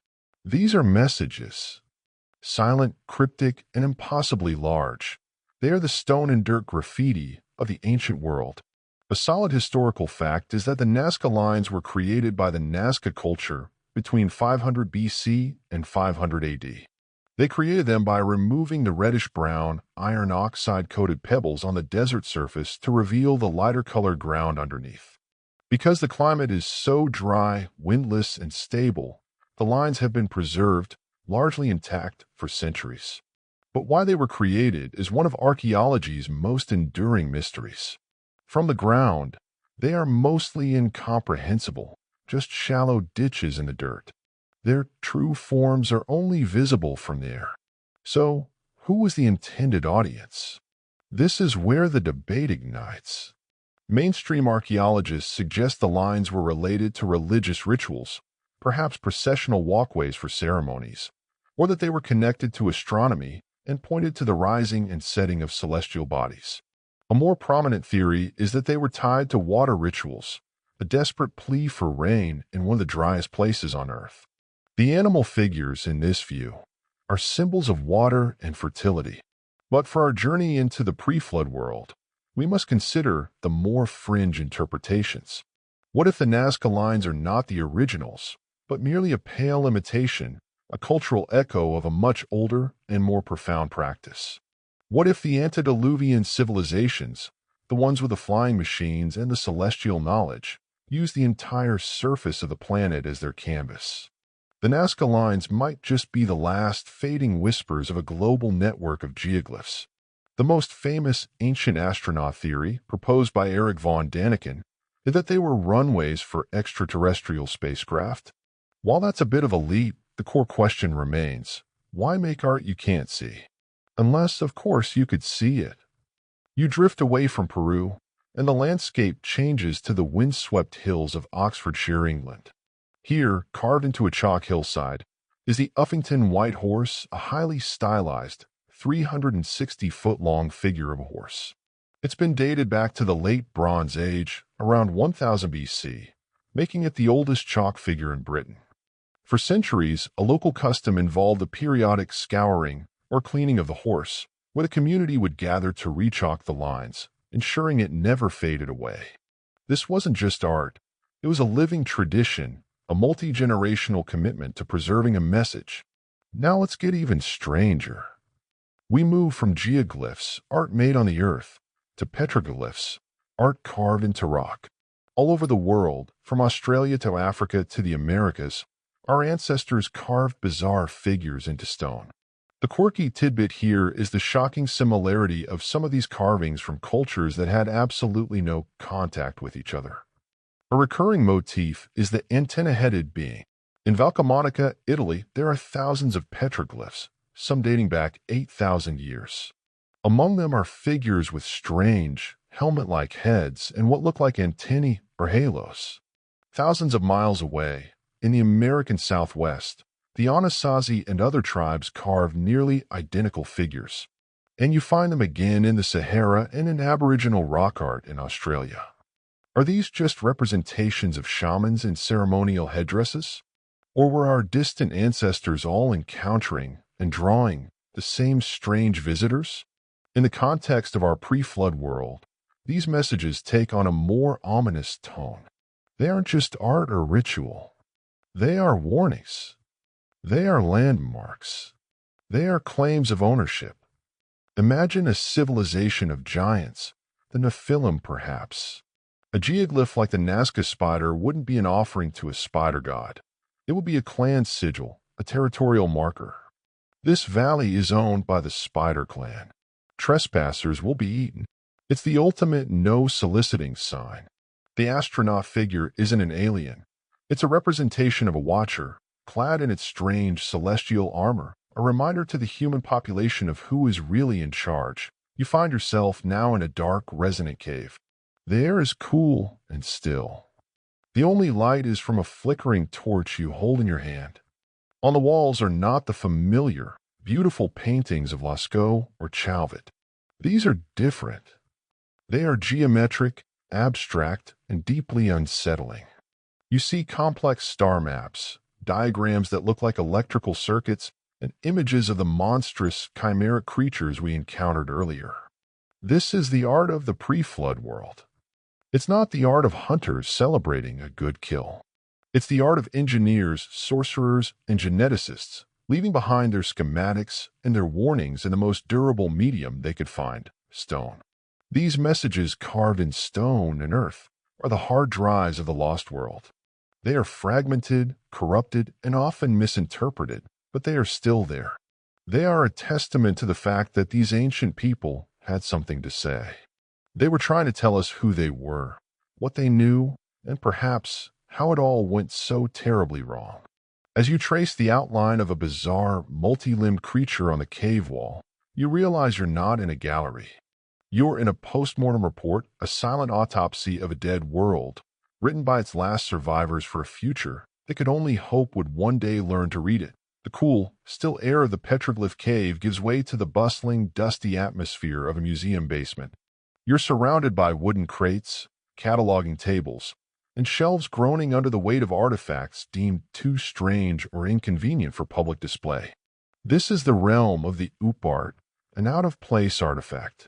These are the objects that whisper of a single, globally connected kingdom long before the age of exploration, the physical proof that the world of that forgotten map was a reality. Your attention is drawn to a small, unassuming object in a glass case. It looks like a small model airplane, carved from sycamore wood. This is the Saqqara bird, discovered in 1898 in a tomb in Egypt, dating back to around 200 BC. For decades, it was classified as a simple wooden bird figurine. But in the 1970s, aeronautical engineers looked at it with fresh eyes. They noted its aerodynamic wings, the vertical stabilizer of its tail, unlike any bird, and its overall resemblance to a modern glider. A historical fact is that tests on replicas have shown it is capable of flight, possessing sophisticated aerodynamic principles. Was it a child's toy? Or a scale model of a full-sized glider that the ancient Egyptians knew how to build? Now, move from a model of a vehicle to a depiction of one. You're looking at a photograph of a hieroglyphic panel from the Temple of Seti I in Abydos, Egypt. Carved into the stone are images that look, with unnerving clarity, like a modern helicopter, a submarine, and a jet plane. Egyptologists explain this as a palimpsest, a case where one set of hieroglyphs was plastered over and recarved, and over the centuries, the plaster fell away, creating an accidental overlap of images. It's a plausible, if slightly convenient, explanation. But in the context of our antediluvian world, it looks less like an accident and more like a clear depiction of the advanced vehicles these civilizations possessed. Remember the silent, glowing platforms of the Onyx throne? Perhaps these were their military-grade cousins. The evidence for this single, global culture isn't just technological. It's chemical. For years, scientists were baffled by the discovery of traces of nicotine and cocaine in Egyptian mummies, including the mummy of Ramesses the Great. This is a profound anomaly. A quirky but true tidbit is that the coca plant is native only to the Americas, and the tobacco plant also originated there. They were completely unknown to the Old World until the Columbian Exchange, thousands of years after Ramesses II lived and died. How did he get them? Scholars still argue over this, proposing everything from contamination of the samples to the existence of an unknown Old World plant with similar alkaloids. But the simplest, most direct explanation is that there was transoceanic trade, a thriving global network thousands of years before Columbus. Perhaps the empire of the sunken kings we imagined earlier wasn't just a coastal power, but a global shipping magnate, trading exotic goods between continents that were supposedly unaware of each other's existence. This global connection would also explain the baffling similarities in architecture and symbolism. Why do we see step pyramids in Mesopotamia, ziggurats, Egypt, and Central and South America, El Castillo Teotihuacan? Why is the swastika symbol, a simple cross with bent arms, found in ancient cultures across Eurasia and the Americas long before it was infamously co-opted in the 20th century? Why do so many disparate mythologies feature gods who promise to return from across the sea? The standard model of history says these are all independent inventions, parallel developments by isolated peoples. But that seems to stretch the bounds of coincidence to the breaking point. A much more economical theory is that they all stem from a single common source, a mother culture, a global kingdom that spread its architectural styles and symbolic language across the planet. You open one of the dusty crates in the museum basement. Inside, nestled in straw, are the Baghdad batteries. Discovered in 1936 near Baghdad, Iraq, these are a set of terracotta pots, each containing a copper cylinder and an iron rod. They date back to the Parthian period, around 250 BC. When filled with an acidic liquid like vinegar or grape juice, they produce a small but steady electrical current of about 1.1 volts. What were they used for? The debate continues. Were they used for electroplating jewelry with gold or silver? For medical purposes, a form of electroacupuncture? Or were they just for a parlor trick to give a priest a little shock to prove his divine connection? Touch the idol and feel the power of the gods. It's a miracle. And no, you can't look behind the curtain. Whatever their use, the Baghdad batteries, the Abydos helicopter, the Saqqara bird, and the cocaine mummies all point to the same conclusion. The neat, linear progression of history we learn in school, Stone Age, Bronze Age, Iron Age, all developing in tidy isolation, is wrong. The past is much messier, much more advanced, and much more interconnected than we believe. These ooparts are the glitches in the matrix of history. They are the footnotes that threaten to swallow the entire textbook. They are the inconvenient, undeniable relics of a world that had mastered flight, electricity, and global trade, a world ruled by a single, powerful network of civilizations. A network that was about to turn its incredible technology inward, upon itself, in a final, cataclysmic war. The quiet, dusty confines of the museum basement dissolve into a chaotic, terrifying scene. The sky is no longer blue, but a searing, sickly orange, ripped apart by streaks of fiery light. The ground shudders, not from earthquakes, but from explosions that defy comprehension. The air crackles with energy and echoes with a sound that is part thunder, part metallic scream. You are now a witness to the final act of the antediluvian age, the War of the Demigods, the apocalyptic conflict that directly preceded the Great Flood. This isn't a war fought with swords and spears, or even with the primitive gunpowder of later ages. This is a war fought with the terrible technologies from the Forbidden Library. It's the catastrophic culmination of the rivalry between the spiritual Lemurians and the technological Atlanteans, or perhaps between warring factions of the Nephilim, each carving out their own brutal empire. The mighty men of renown had finally found their ultimate purpose, annihilating each other. You see a flying machine of Amana streak across the sky. It's not a clumsy glider like the Sakara bird. It's a gleaming, metallic craft, shaped like a teardrop, that moves with impossible speed and silence. It unleashes a weapon, not a bomb or a missile, but a beam of pure, white-hot light that strikes a distant megalithic fortress. The stone doesn't explode, it vaporizes. It turns instantly to incandescent gas, leaving behind a glassy, molten crater. The description of these flying machines and their devastating weapons isn't from modern science fiction. It's from ancient Hindu epic poems, the Mahabharata and the Ramayana. This is a verifiable historical fact. These ancient Sanskrit texts describe, in vivid and chilling detail, a great war fought with technologies that sound eerily modern. The Mahabharata speaks of a weapon called the Brahmastra, a celestial weapon created by the god Brahma. When invoked, it was said to be a single projectile charged with all the power of the universe. An incandescent column of smoke and flame, as bright as 10,000 suns, rose in all its splendor. The description of its effects is even more terrifying. The winds began to blow, the earth shook. The corpses of the fallen were so burned as to be unrecognizable. Their hair and nails fell out, pottery broke without apparent cause, and the birds turned white. After the weapon was used, the land was barren and the people suffered for years. For a modern reader, this sounds exactly like a description of a nuclear explosion and its radioactive fallout.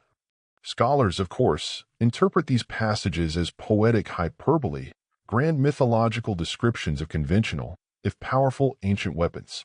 The debate is whether these are imaginative allegories or literal eyewitness accounts of a forgotten technological war.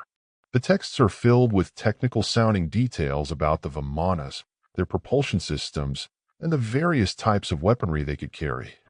The Samaranganas Sutradhara, an 11th-century treatise on architecture, devotes an entire chapter to these flying machines, describing their construction from light wood and mercury and their ability to travel great distances.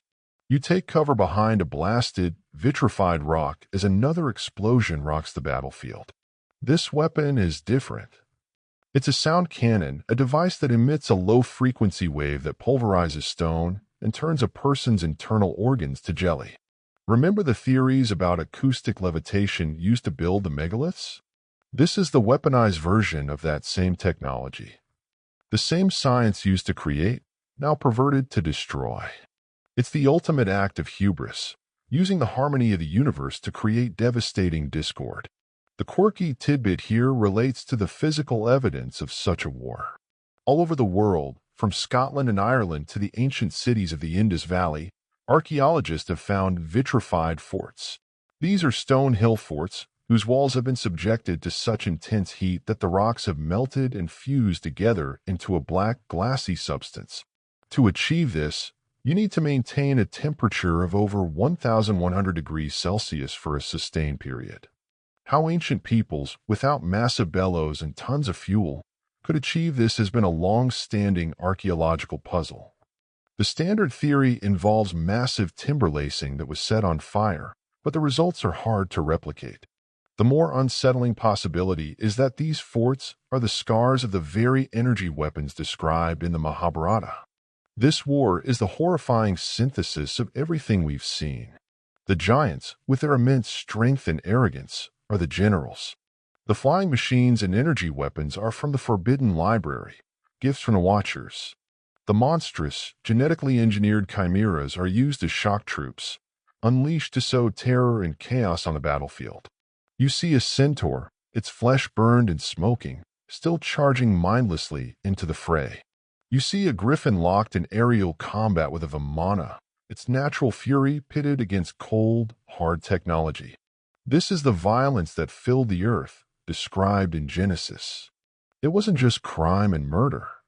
It was total high-tech, apocalyptic warfare on a global scale. The demigods were not just fighting for territory. They were fighting for reality itself, using weapons that could warp space, destabilize the climate, and tear at the very fabric of the planet.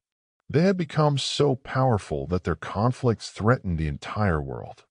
This is the final, unforgivable sin. It is one thing to be corrupt, to be arrogant, to be cruel. It is another thing entirely to endanger the cosmic experiment itself. The landlord of the universe was about to serve the ultimate eviction notice. The sky above, already a hellish orange, begins to darken further, not with smoke, but with clouds of a deep, bruised purple. The air grows cold, and a strange silence begins to fall between the explosions, as if the world itself is holding its breath. The roar of apocalyptic battle fades, replaced by an unnerving quiet. The war is over. Not because a victor was decided, but because the combatants have exhausted themselves, their magnificent and terrible weapons lying shattered on a scorched and broken landscape. You are standing in the ruins of a once great capital, perhaps the heart of the Atlantean Empire itself. The crystalline towers are fractured, the humming energies have ceased, and a profound, decadent silence hangs in the air. This is the moment before the fall, the final breath of a civilization consumed by its own hubris. The survivors of the Great War, the ruling class of giants and demigods, are not humbled by their near destruction. They are emboldened by it. They believe they have weathered the worst the universe can throw at them. They have become so powerful, so convinced of their own divinity, that they see the devastation not as a warning, but as a confirmation of their own strength. They see themselves as the masters of creation and destruction, equal to the gods themselves. This is the final stage of corruption, a deep spiritual sickness, a pathological arrogance that has infected the very soul of their culture. You walk through the grand plaza of the ruined city. The onyx ziggurat, which once harvested the life force of its citizens, is cracked, its dark stone stained with something other than sacrificial blood. But the rituals continue. The few remaining elites, their robes tattered but their posture still proud, carry on with their ceremonies. But there's a new edge to them, frantic, almost gleeful depravity. The order and efficiency are gone, replaced by chaotic and cruel indulgence. They have looked into the abyss, and they have fallen in love with what they saw. It's the ultimate hold my beer moment on a civilizational scale. Oh, you think you can destroy us with war? Watch this. The Greek philosopher Plato, in his dialogues Timaeus and Critias, provides the most famous description of this moral decay. This is a historical fact. Plato's account of Atlantis, which he claims to have received from Egyptian priests via the Athenian statesman Solon, describes a magnificent island kingdom, rich in resources and technological prowess.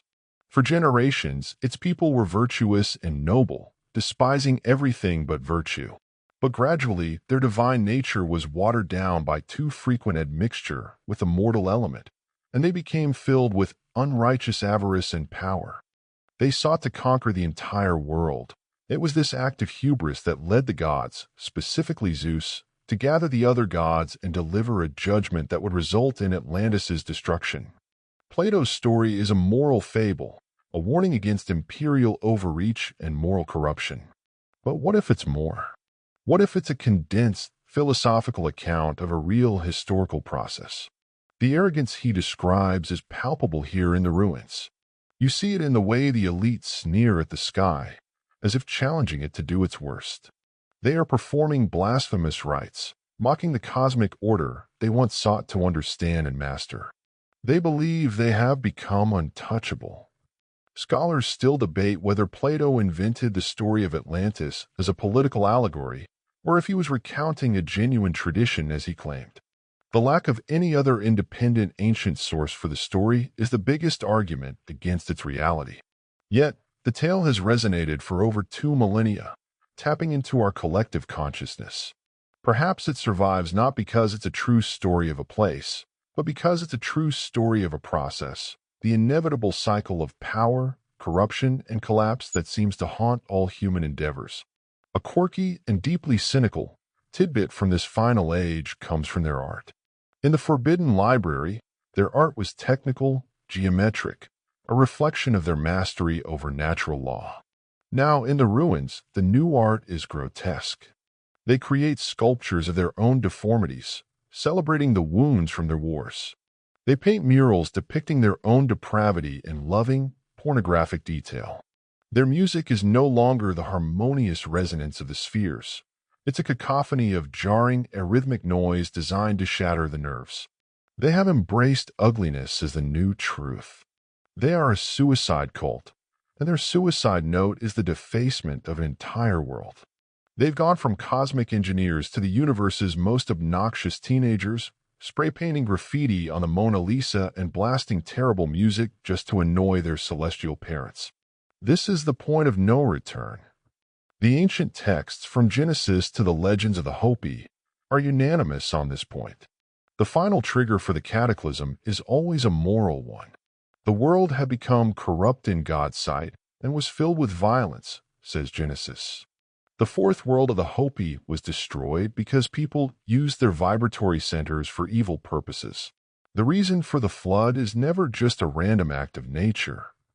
It's a response, a reaction to a world that has become so fundamentally unbalanced, so spiritually toxic, that it can no longer be allowed to exist. The planetary immune system is about to kick in to eliminate the infection. You look into the eyes of one of the passing elites. There is no fear there, no remorse, only a cold, glittering pride. He and his kind believe they have won. They have survived their own apocalypse and now stand as the undisputed, if battered, rulers of a broken world. They are completely unaware that their war was just the preliminary round. The main event is about to begin. As you stand there, a strange, unnatural chill begins to creep into the air. A single drop of water, cold and heavy as lead, falls from the bruised purple sky and lands on the cracked stone at your feet. And then another, and another. The sky is beginning to weep. The single heavy drops of water become a steady, rhythmic drumming. It's not a cleansing rain. It's thick and oily, streaked with the volcanic ash that still chokes the atmosphere from the demigod's war. The unnatural quiet is over, replaced by a growing sense of dread. The final days have begun. You are no longer in one specific place, but are experiencing a montage of the final moments of the antediluvian world, a global panorama of dawning terror. In the broken, decadent capital of the giants, the elites at first greet the rain with scorn. They continue their depraved rituals, raising their fists to the sky in defiance. For a time, it seems like just another storm. But the water is different. It doesn't run off the cracked plazas. It seems to cling, to pool in iridescent, greasy slicks. The drumming on the fractured crystal towers grows louder, more insistent, a sound that begins to burrow past arrogance and into the first, deep-seated tickle of fear. They thought they had seen the ultimate power. They were wrong. Simultaneously, in the high mountains where the remnant populations of uncorrupted humans have taken refuge, the shamans and seers are in a state of frantic activity.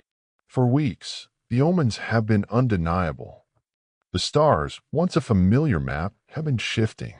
The migrations of birds have become erratic, their flight patterns chaotic. The animals are silent, a deep, listening quiet that speaks of a primal fear. A solid historical fact is that many animals, from dogs to elephants, exhibit strange behavior before natural disasters like earthquakes or tsunamis, sensing seismic shifts or infrasonic waves that are undetectable to humans. Now imagine that on a global scale. The entire planet's fauna knows what is coming. You are with one of these seers. She is old, her face a roadmap of sorrows. She is not looking at the sky, but at a simple bowl of water. The surface of the water is not still. It trembles violently, despite the stillness of the air in her cave. She has seen this in her visions for years, a dream of a world washed clean, a dream she had hoped was only a metaphor. Now she knows it is a prophecy, and its time has come. She gathers the youngest and strongest of her tribe, not to fight, but to prepare. They begin lashing logs together, waterproofing baskets with pitch and resin, gathering seeds of the sacred plants. They are building not a weapon, but a lifeboat. The debate among geologists and climatologists about the cause of the Younger Dryas event, that sudden catastrophic return to Ice Age conditions around 12,000 years ago, often centers on the disruption of ocean currents. The leading theory is that a massive pulse of freshwater from a melting ice sheet in North America shut down the Atlantic conveyor belt, plunging the northern hemisphere into a deep freeze. But what could have triggered such a massive sudden melt? The impact hypothesis we mentioned at Göbekli Tepe is one answer. The War of the Demigods is another. Perhaps their terrible weapons, which vaporized mountains and boiled seas, did more than just scar the land. Perhaps they critically wounded the planet's climate system, triggering a catastrophic overcorrection. Back in the doomed cities, the situation is deteriorating rapidly. The rain is no longer just rain. It's a deluge. Water begins to pour from the sky in solid, vertical sheets. The broken infrastructure, already strained from the war, begins to fail completely. The lower levels of the cities, where the servant classes dwell, are the first to go. The water surges through the canyons between the buildings, a brown churning torrent filled with debris and the bodies of the unprepared. The elites, in their high towers, watch this with a growing sense of alarm. Their arrogance is finally cracking, replaced by cold, creeping panic. The quirky and terrifying tidbit of these final days is the sound. It's not just the roar of the water. The planet itself is screaming. The tectonic plates, destabilized by the war or the celestial impacts, begin to groan and shift. Deep, resonant hums emanate from the ground, a sound that vibrates in your bones and teeth. Strange lights appear in the sky, what we would now call earthquake lights, triboluminescent phenomena. But to the people of this age, it looks as if the heavens themselves are being torn asunder. The very laws of nature seem to be coming undone. You see a family of giants, a father, a mother, their oversized child, trying to flee their crumbling palace. They are no longer proud demigods. They are just terrified refugees. They are swept away by a sudden flash flood that bursts through the plaza, their immense strength useless against the sheer, indifferent power of the water. Their final expressions are not of anger or pride, but of pure, uncomprehending shock. The scene shifts one last time. You are with the chosen survivors on their makeshift vessel. It could be Noah's Ark, Utnapishtim's boat, or Manu's ship. The design doesn't matter. The principle is the same. They have sealed themselves inside. They are surrounded by the cries of the animals they managed to save, a cacophony of fear. But outside, the sounds are worse. The roar of the water, the groaning of the earth, and the screams of the dying. They are adrift in a world that is being actively, violently unmade. They are not conquerors. They are not heroes. They are just a handful of seeds, sealed in a pod, praying that the storm will pass and that there will be a patch of dry, fertile ground somewhere on which to land. The sky is no longer weeping. It is raging, and the world is beginning to drown. You are no longer a witness. You are in the water. The distinction between sea and sky has vanished, erased by a torrential, world-spanning storm. The experience is a sensory overload of pure, chaotic violence. The water is not clear blue, but a thick brown slurry of mud, uprooted trees, and the wreckage of a billion lives. The roar is constant and deafening, a physical pressure on your entire body. This is the Great Flood, not as a story, but as a physical reality. This is the planet's immune system going into overdrive, a fever meant to burn out the infection of the old world. The scale of the cataclysm is impossible to process. It's not a river overflowing its banks or a tsunami striking a coastline. It is, as the ancient texts describe, all the fountains of the great deep burst forth, and the windows of heaven were opened. It's a dual assault. From above, the rain is a solid wall of water, a continuous waterfall from a sky that has become a single dark ocean. From below, the ground itself is hemorrhaging water. Fissures rip open in the earth, releasing geysers of superheated steam and subterranean water, a process that sounds like the planet screaming in agony. This isn't just a flood. It's a planetary liquefaction event. You are swept along in a current that moves with the speed of a freight train. You see one of the great megalithic cities of the giants, a testament to their power and arrogance, being annihilated. The water, filled with abrasive sediment and massive boulders, acts like a liquid sandblaster. It strips the crystalline latticework from the towers, then pulverizes the towers themselves. The immense foundation stones, like the 800-ton blocks of Baalbek we marveled at, are lifted and tossed about like pebbles. The city is not just being submerged. It is being ground into nothingness. This is why we find so few remains. The flood was not just a burial. It was an erasure, a scouring of the hard drive. A chilling historical fact to consider is the geological evidence for megafloods in our own planet's history.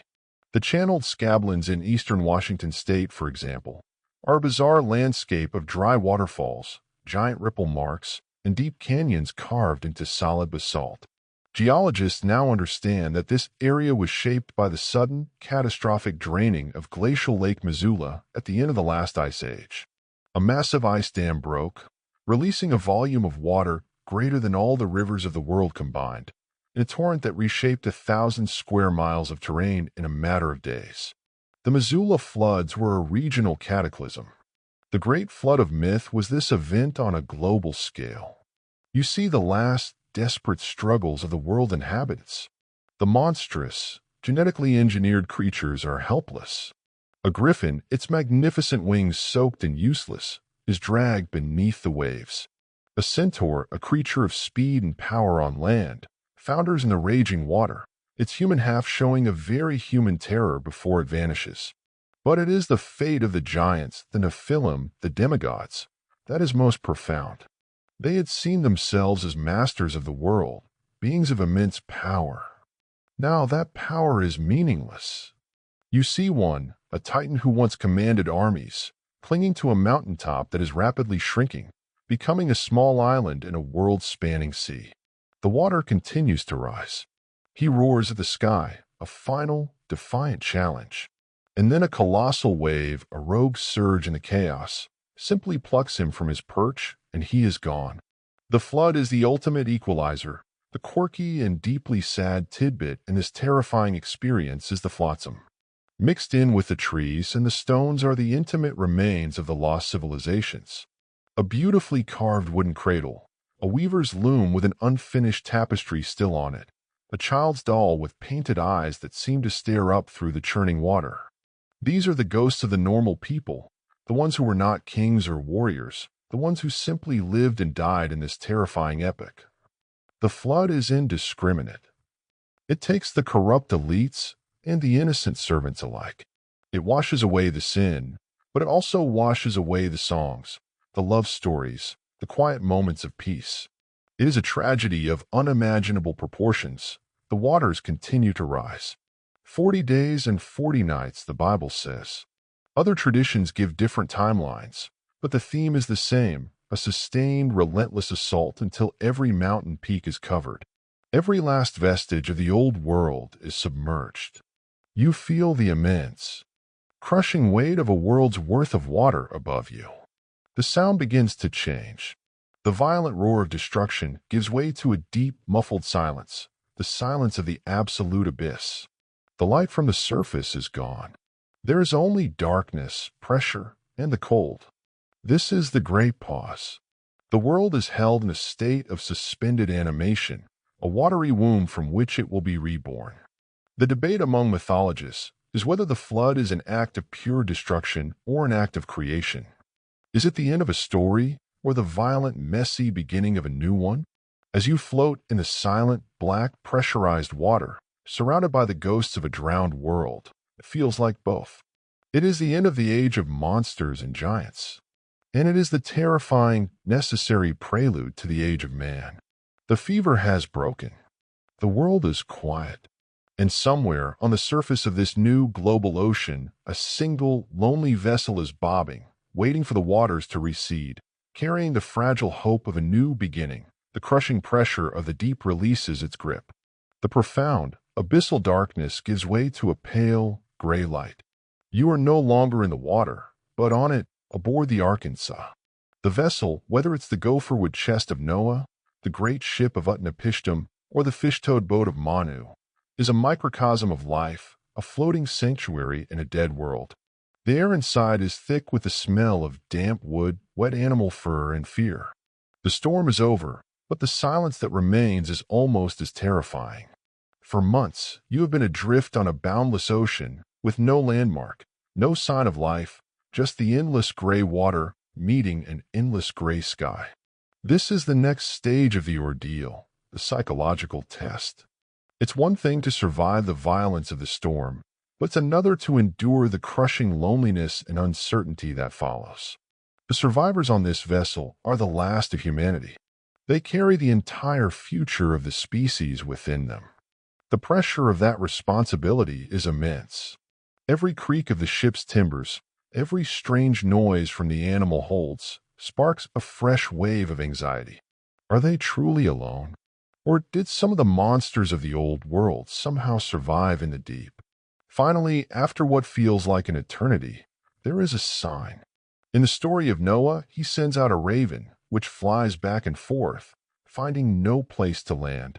Then he sends a dove. The first time, it returns empty-beaked.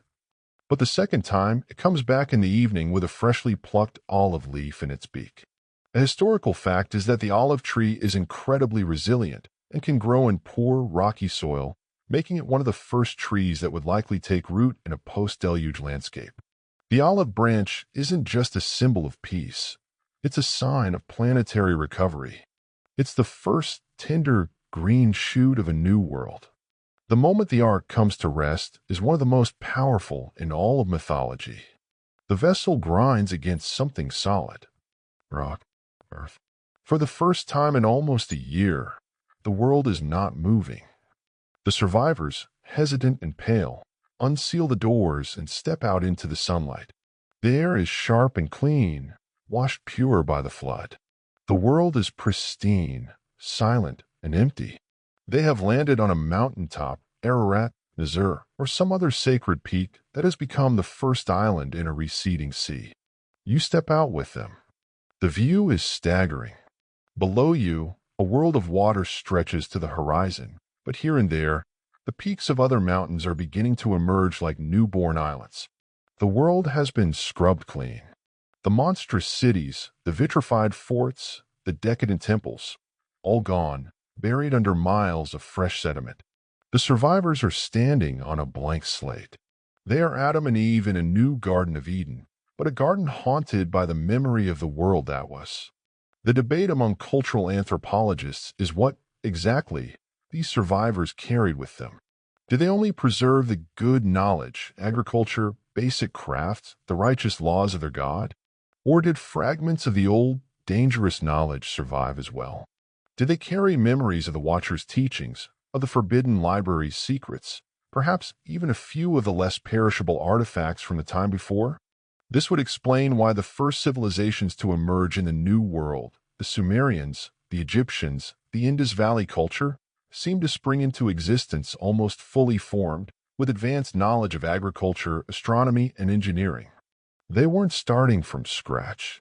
They were rebooting from a very sophisticated backup disk. The quirky and poignant detail of this new beginning is the state of the survivors themselves. They are traumatized. They are suffering from a form of planetary PTSD. They have witnessed the end of the world. They have heard the screams of everyone they ever knew. This trauma would shape the psychology of the new humanity. It would instill a deep-seated fear of divine retribution, a sense that we are always living on the edge of another cataclysm. It would create a yearning for stability, for laws, for strong leaders who could promise to keep the chaos at bay. Perhaps the rigid, hierarchical societies that emerged after the flood were a direct reaction to the utter chaos that destroyed the old world. As the waters continue to recede, the survivors begin the hard work of starting over. They build the first altar on the new earth and make a sacrifice, a gesture of thanks and appeasement. It's a promise to their god or gods that this time humanity will get it right. But the seeds of the old world are not all gone. As they explore the new lands, they might find things. A strange, metallic object half buried in the mud. A cave filled with unsettling petroglyphs that survived the deluge. And perhaps they are not entirely alone. What if a few of the hardiest creatures, or even a few of the giants, survived in remote, high-altitude regions? The Cites Age of Nevada, the giants of other global legends, were they the last, degenerate descendants of the Nephilim who managed to weather the storm, clinging to mountaintops, only to be hunted down later by the burgeoning race of new humans? The survivors are the bridge between two worlds. They stand with their feet in the soft mud of the new creation, but their heads are full of the ghosts of the old one. They carry the memory of giants, of flying machines, of a world so powerful it tore itself apart. This memory will become the foundation of our myths, our religions, and our deepest, darkest fears. It will be the secret history of the world, passed down in whispers and allegories, a constant reminder of the terrible power we once had and the terrible price we paid for it.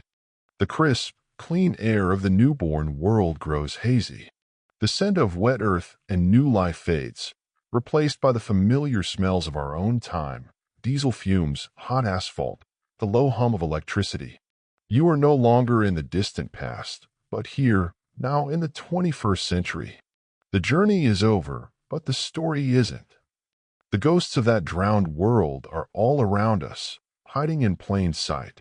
We conclude our journey by searching for the faint but persistent echoes of the 65 terrifying pre-flood civilizations in our modern world. Think about our religions and mythologies. The story of a great flood is the most obvious echo, the global scar on our collective psyche. But look deeper. The tales of angels and demons, of gods interbreeding with humans, of heroes with supernatural strength. Are these just stories? Or are they the distorted, fragmented memories of the Watchers, the Nephilim, and the demigod kings? The war in heaven, the battle between light and darkness found in so many faiths.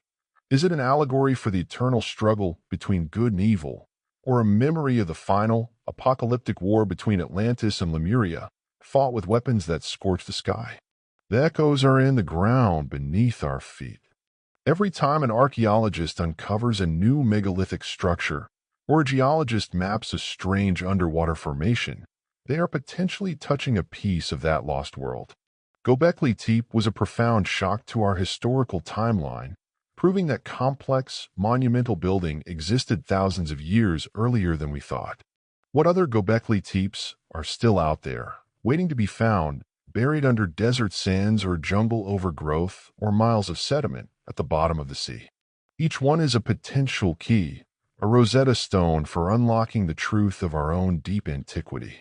A historical fact that perfectly illustrates this is the story of Heinrich Schliemann and the city of Troy.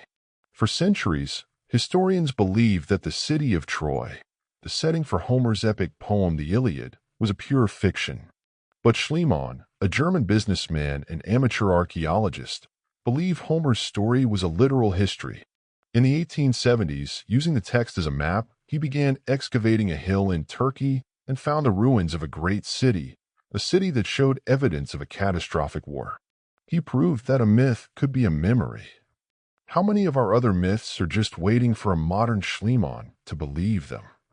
The echoes persist in our secret societies and esoteric traditions.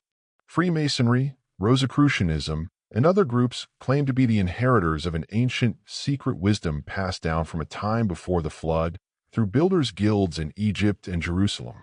They use symbols like the all-seeing eye and the pyramid, symbols we associate with the powerful, all-knowing civilizations of the past.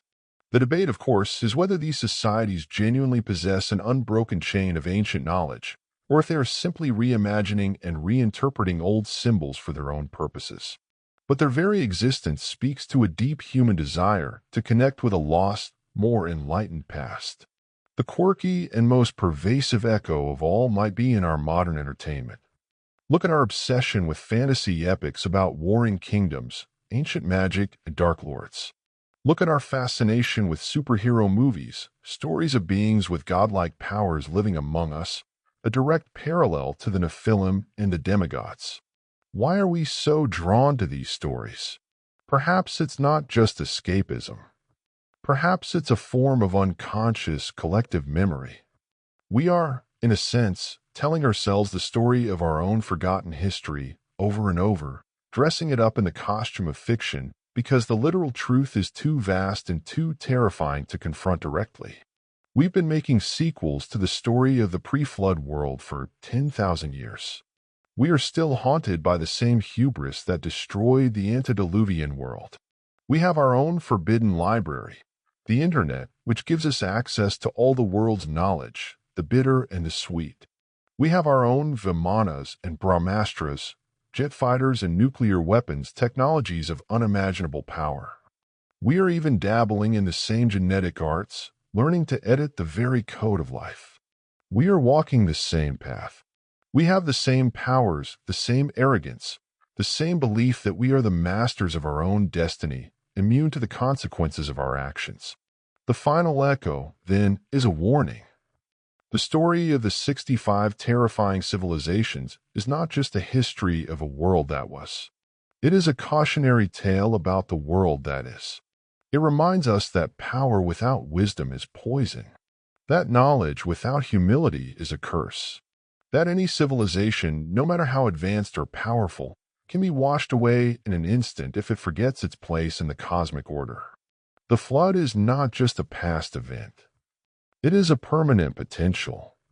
The waters of chaos are always there, waiting just behind the dam of cosmic law. And if we push too hard, if our own arrogance and violence shake the foundations of the world, the dam will break again. And so our long journey through the terrifying world before the flood comes to a close. We have walked with giants and sailed on drowned seas. We have deciphered messages in stone and witnessed the wars of the gods. The images of these lost empires, with their crystalline spires and monstrous creations, may linger as you begin to drift toward sleep. But do not let them trouble you. These are stories from a world long gone, whispers from the other side of a great and silent ocean of time. The cataclysm that washed them away also gave birth to our own world, a world of second chances, a world of sunrises and new beginnings. The waters receded, the land dried, and the survivors, our distant, traumatized ancestors, began the slow, arduous task of rebuilding. All of history, all of our art, our science, our love, and our hope is a result of their perseverance. They endured the darkness so that we could live in the light. So now, let the darkness behind your own eyes be a peaceful one. Let the deep, rhythmic cadence of your own breath be the only tide you hear. Let the weight of your own body be a comforting anchor, holding you safe and secure in the quiet harbor of your bed. The ancient world is sleeping, and now it is time for you to do the same. Beneath ancient ruins, sunken cities, and forbidden myths lies a chilling secret.